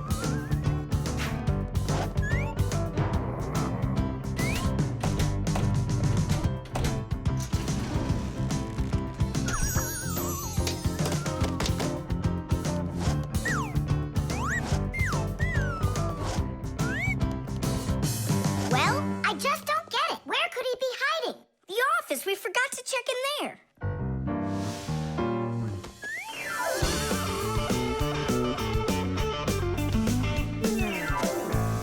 There's nowhere in here for him to hide. Inside the shark.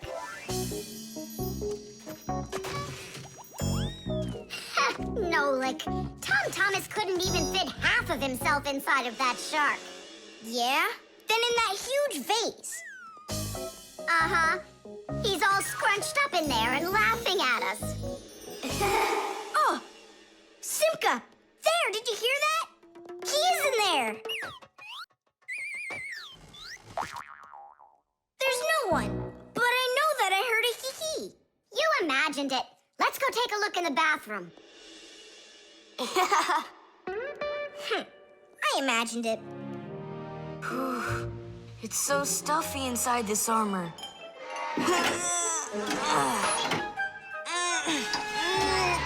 The arms got stuck.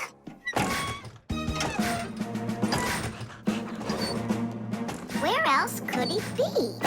Oh, who is that? Ah! Simka the Knight! He came to life! Well, how much longer are you gonna look for me? Armor is very hard clothing worn by warriors to protect them against swords and arrows.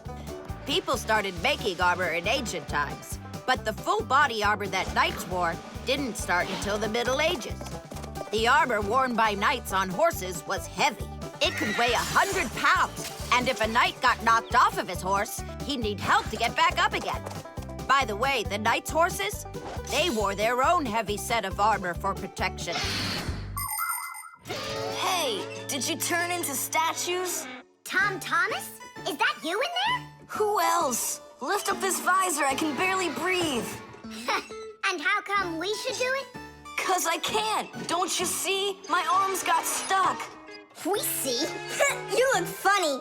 Funny to you, but now I'm stuck and I can't get out of here. Come on, help me out, please. Great! Chusaka's just what we need right now. Chusaka, what's wrong with you? It's me. Hey, stop it.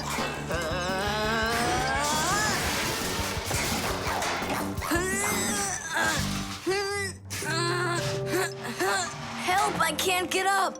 Come on, let's undo the latches, Nolik, quickly.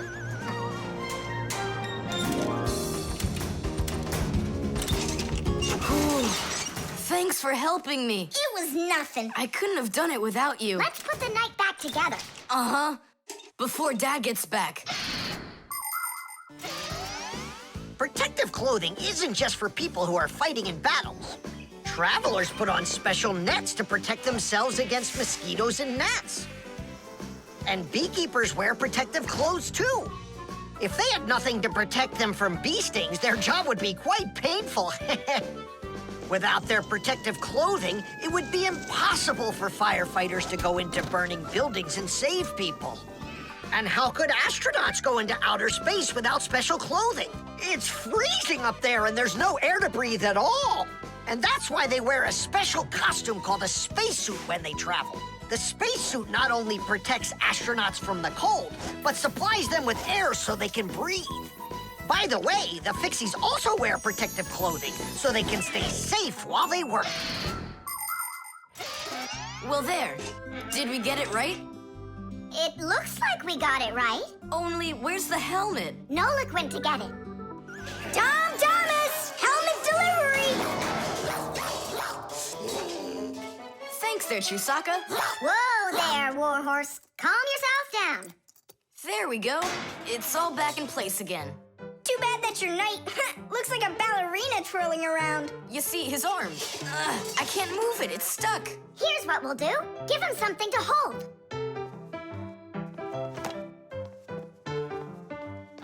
Well, how's that look? Perfect. Now we can paddle into battle. The crowbar.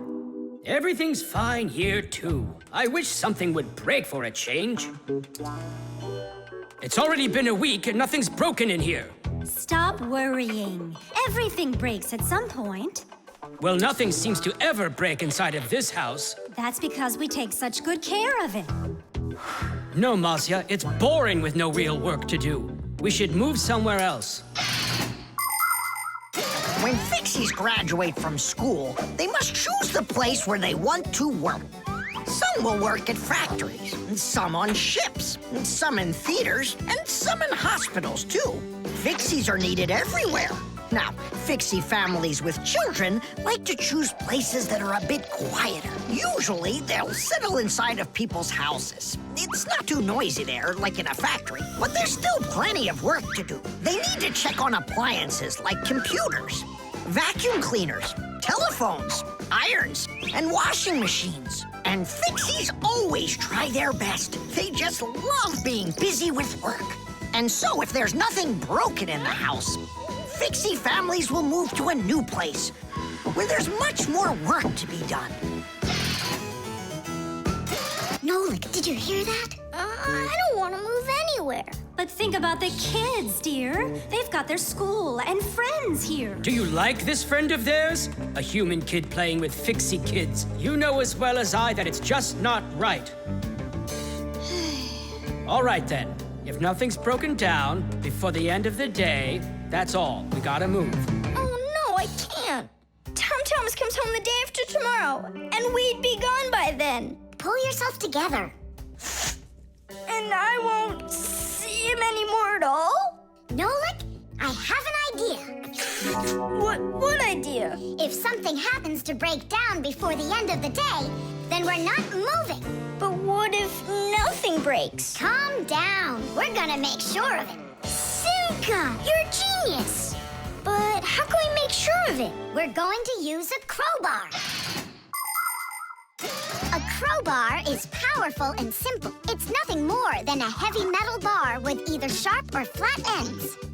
It can be very helpful for breaking through concrete or ice. It can also be used as a lever to root out a tree stump or move a boulder. If one end of the bar has a claw cut into it, then it's good for pulling out nails. Yes, sometimes the simplest tools are the most powerful ones. Do we have that tool? We've got our pack-a-mat, and it's got everything. Yay! In gadgets and devices, our work will never end. Appliances are fickle, they need a loyal friend. At morning, noon, and midnight of every single day. When there is an emergency, you know we're on our way. 1, 2, 3. Inside we'll be to fix what's wrong. Till it runs strong. 1, 2, 3. Inside we'll be all day and night. We fix things right. How about you let me try? Go on. Nolik! What are you thinking? I'm doing like you were doing. No, you're not. And now I'm confused. First off, whatever you break's gotta look like it broke all by itself. Oh, I gotcha. And second, you gotta break it in some way that can be fixed later. Did someone say something needs fixing? Or am I hearing things? Papas, we just found out that the television's broken down. Are you sure? Yeah. And one of the keys on the keyboard is stuck. For real? For real. And the clock's not running either. Oh ho! Masya, our life is getting back on the right track. Should we fix them? Yeah, what else? We are the Fixies. We live to keep on working, and work for us is fun.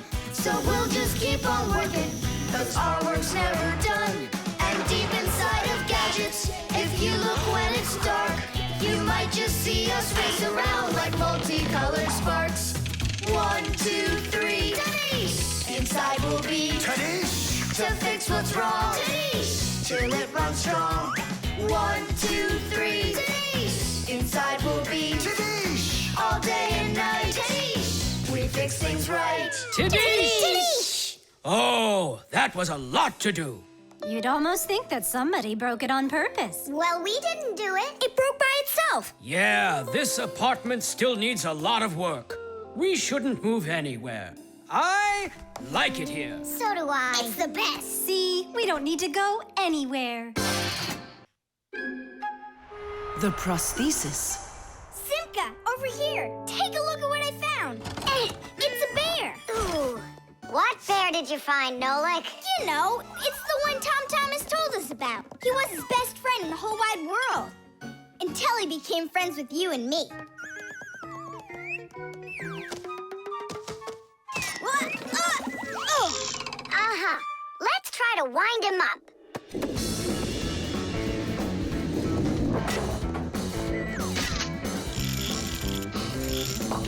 on, come on, come on. There you go. Now walk, Teddy. Go on, Teddy. Yeah. Oh no. Poor little teddy bear. They ripped his leg and didn't care. We didn't rip his leg. It was already broken. It's all clear. A compound fracture. Then why don't we fix him? Tom Thomas will be so happy. Wait, it's not going to be that easy to repair it. We'll need a prosthesis.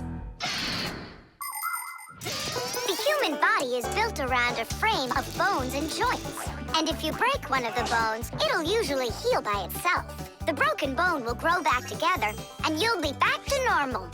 But sometimes bones or joints can break so badly that it's impossible for them to heal. When this happens, they have to be replaced with an artificial part called a prosthesis. A prosthesis can replace more than a bone or a joint. It can be made to replace a whole arm or a leg. And where are we gonna get a prosthesis? I'm positive we can get it from Professor Eugenius. You're right. Help is on the way.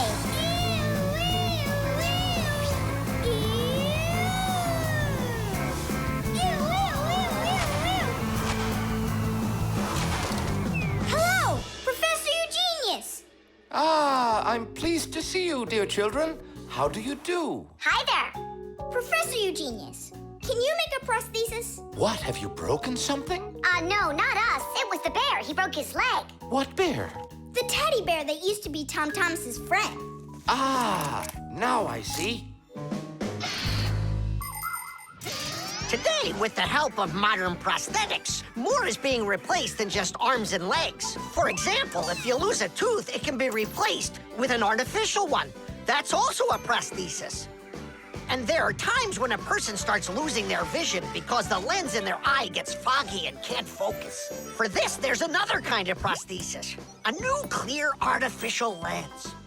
A prosthesis can also be used to help people with poor hearing. A tiny device can be put inside of somebody's ear so they can hear what's going on.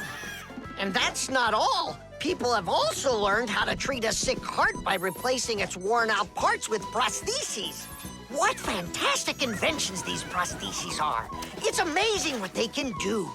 They help people live a full life. Professor, is it working out? We'll know soon enough.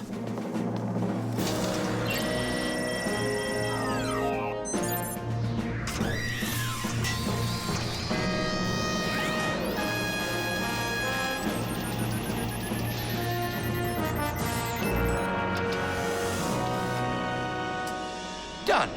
Here you go. Thanks so much for your help, Professor Eugenius. Not at all. Take care, kids. In gadgets and devices, our work will never end. Appliances are fickle, they need a loyal friend. At morning, noon, and midnight of every single day. When there is an emergency, you know we're on our way. 1, 2, 3. Inside we'll be all day and night. We fix things right. Well, now this old friend of Tom Thomas's will be just like new, Nolik. Simka, if Tom Thomas makes friends with the bear, then what? Will he stop being friends with us? Hi, everybody. Hi there. Oh, my teddy bear. You found him for me. And you fixed him. Ah, thanks a lot.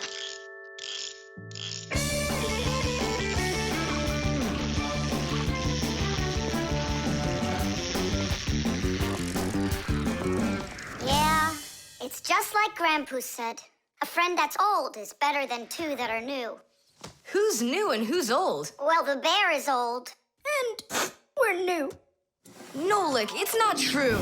You're the Fixies, guys. You're my very, very best friends in the whole wide world. Teesh! The Barcode.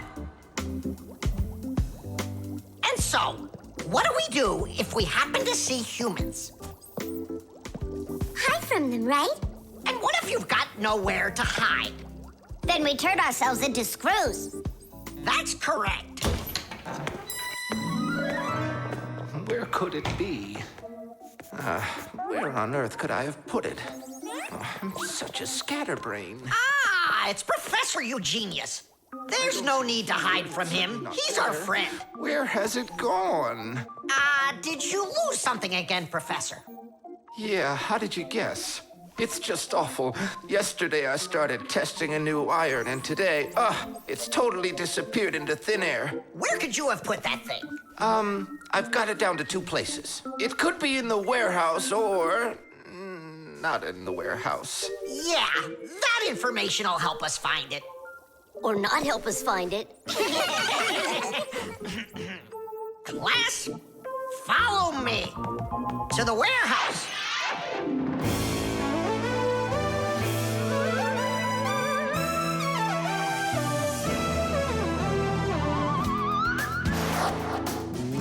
Wow, look at all these boxes.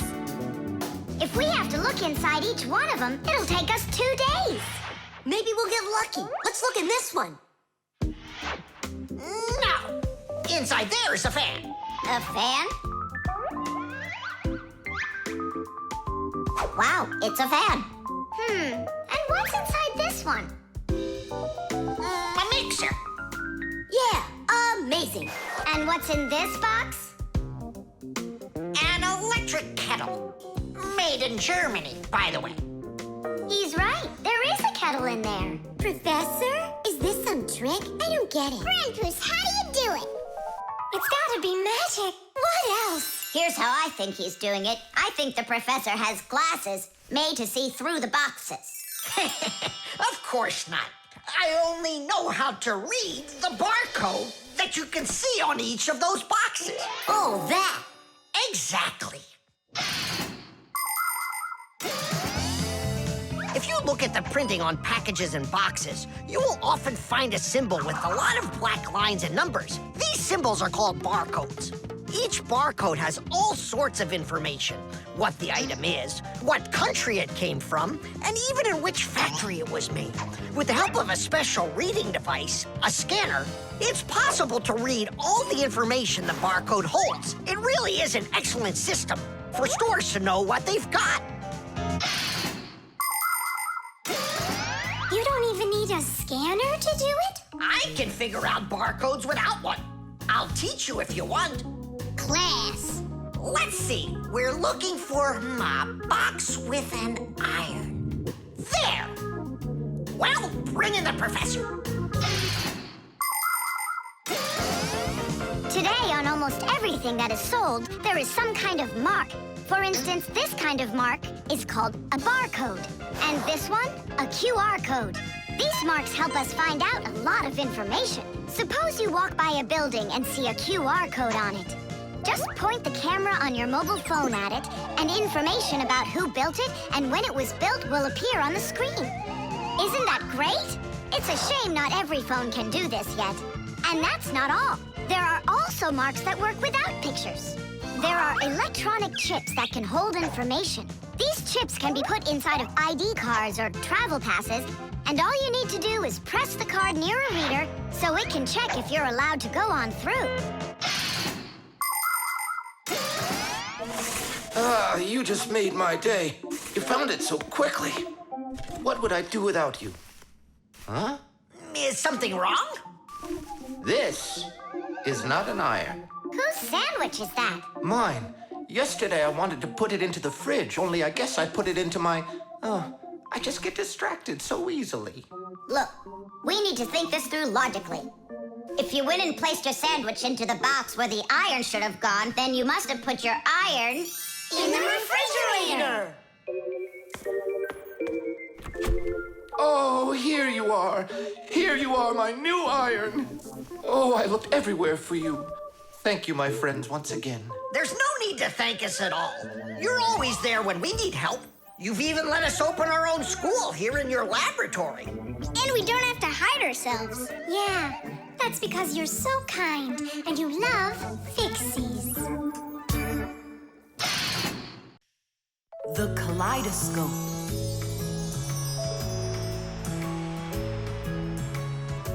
Tom Thomas, when are you gonna give me a peek at your new ball? I just can't wait. I told you, You can see it as soon as I hang it up. You're not peeking, are you? No, I'm not. Oh!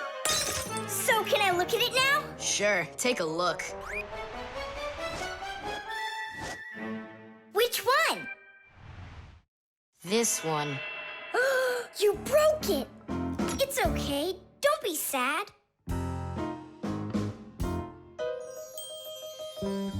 I know what to do.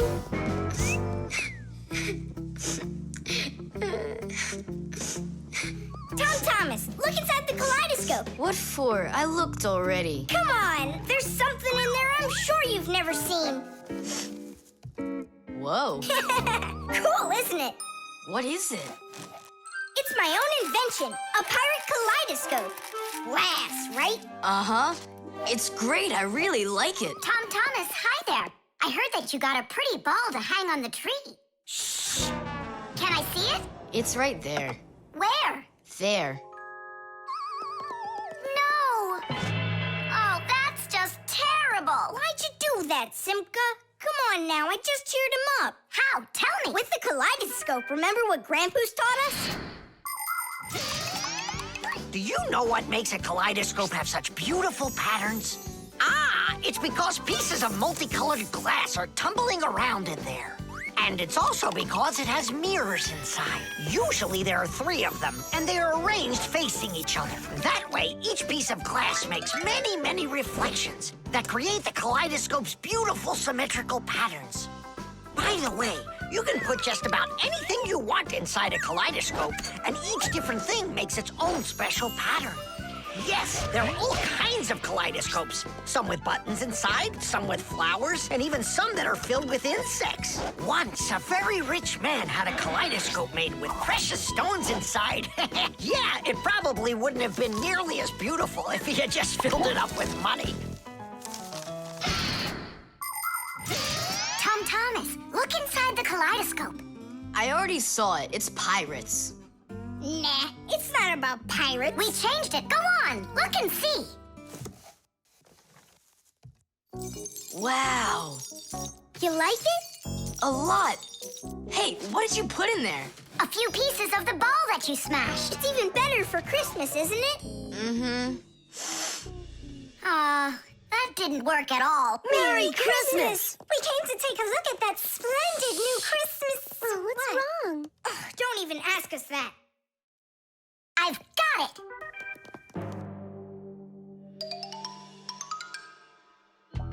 Tom Thomas! What? Look inside the kaleidoscope! Again? I don't want to. And I'm telling you, you've got to. Fine. Cool, yeah. Merry Christmas! Thanks so much. Now don't you feel good again? Yeah, it's really something. And you're the first human in the world that's ever seen it. How about that? Turn it! It's great, isn't it? Wondrous designs that tickle the eye in the kaleidoscope. Shimmering scenes, gingerbread trees in the kaleidoscope. Magical flowers just blooming with light, petals that glisten and gleam. Kaleidoscope, kaleidoscope, a crack to the world of dreams. Kaleidoscope, kaleidoscope, a crack to the world of dreams.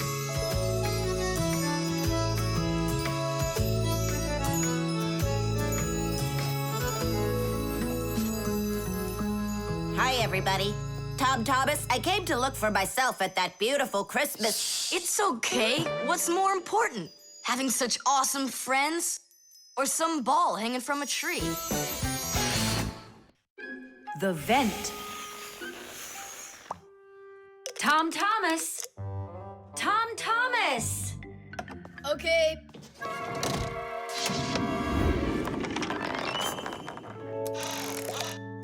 Simka, Toola, check it out. It's pretty, isn't it? Oh, splendid. It's nothing but a trinket. It's completely useless. Useless? Look how well it matches my hair clip. Useful things are the kinds of things you truly need. For instance, like this rope ladder I've got. It's splendid. And where do you plan on climbing with this thing? Now, this mirror here is both useful and pretty. Oh, how splendid. Toola, you say everything is splendid. Well, here's something super splendid that I bet you don't have. Oh, what is it? It's a mechanical super claw. It must be just perfect for scratching your back. Now look what I have. A photograph of Vector. And he signed it for me, too. Are you sure that's Vector? You've got a photo of the bravest Fixie on the face of the entire planet? Yeah, and the most beautiful. Is it him for sure? No way. Let me take a look. You'll smudge it. You've been fooled. No. Yes. Jealous? You are. My photo! Oh, no! What was that? A draft. This is completely your fault. It's not my fault. It's your fault for bragging so much. Please, girls, stop fighting. Let's go find it.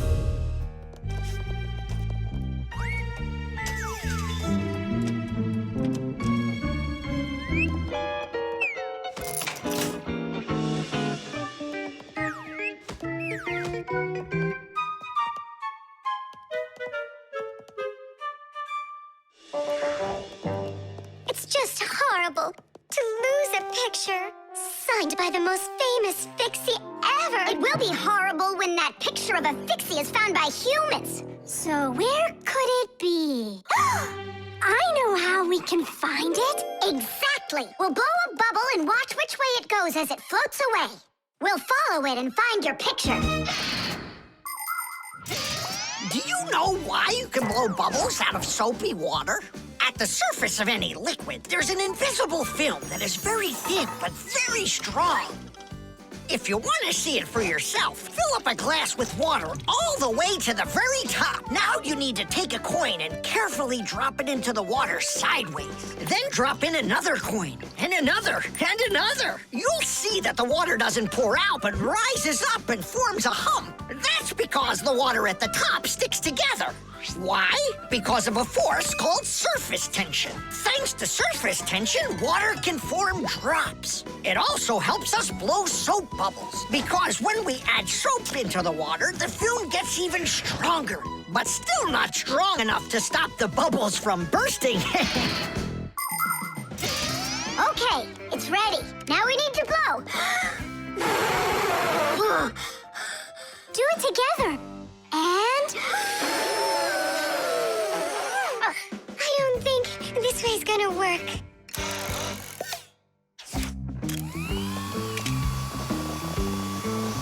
Look, it's flying! We did it! The vent! Of course! Why didn't I think of that before? Have you ever seen holes in the bathroom or kitchen that are covered with grids? Well, those are called vents. And behind the vent is a long pipe called an air duct. Unpleasant odors and musty air can be forced into the ducts and sent out of the house. And if you want that old, stale air to leave the house even faster, open a window and let in some of the fresh air from outside. Keep the air in your home as fresh as it can be. Hey, take a look! It got stuck over there! Get it before it flies away! How can we grab it? What do you mean? Don't you remember what I've got? Teesh! Thank you, Simka. What would we ever have done without your mechanical claw and your fantastic ladder? Then here you go, a present for you. Oh, thanks, it's just great. And I want to give you this. Oh, gee, it's just splendid. Simka, are you here? Huh, what you got there, Simka? A little mirror. It's pretty, don't you think? Oh, you girls. You're all the same. The clocks. Go around. Left side. That's crazy. You'll crash. No, I won't. See, I told ya. What? Huh? Nothing. Now you talk with your computer like it's your friend. Listen, that's enough playing for today. Oh, Mom, just a little more. I'll give you half an hour while I cook dinner, and that'll be enough for today with the computer.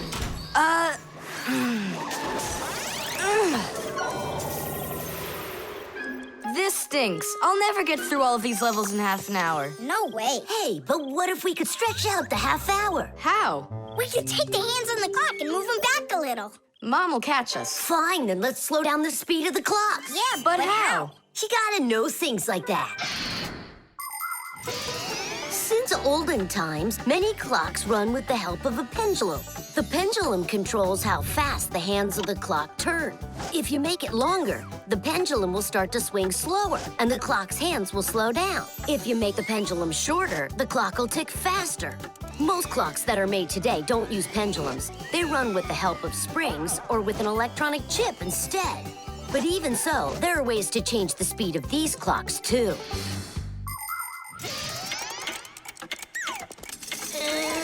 Push it!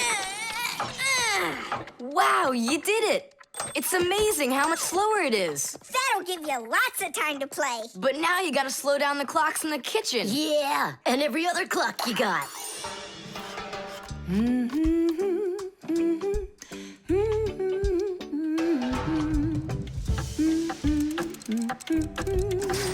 I just have to turn this to make the pendulum longer. Uh-huh. And now the clock will go slower. Tadee!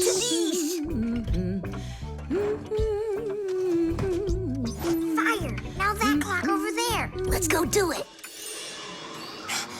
That's it! We slowed down every clock, and your mom didn't see a thing. That's great.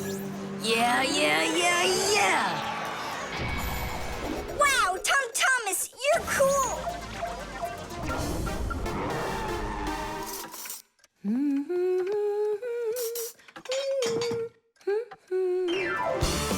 Amazing! He got another one! Awesome! You're unbelievable! Way to go! Huh. That's strange. Hooray!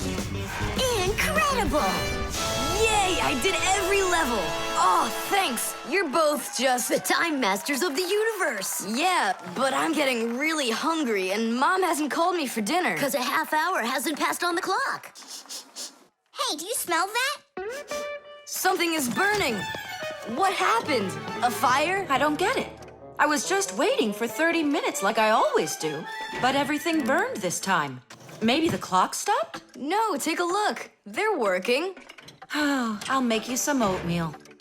Oatmeal for dinner? Mom, I need to, I'll be right back. You see what you've done? Time masters of the universe? You gotta go speed those clocks back up. Okay. We'll speed them up. They'll be caught up in no time. Humans have come up with lots of different ways to measure time. For example, if you stand a stick in the ground, you can measure the time of day by watching where its shadow falls. That's a very simple clock called a sundial.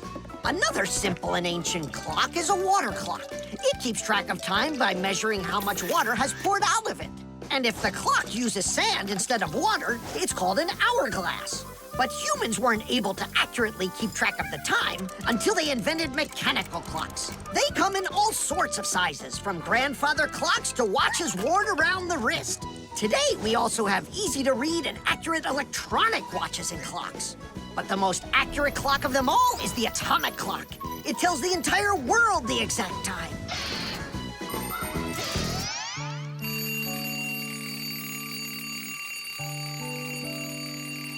Tom Thomas, why is your alarm clock ringing in the middle of the night, huh?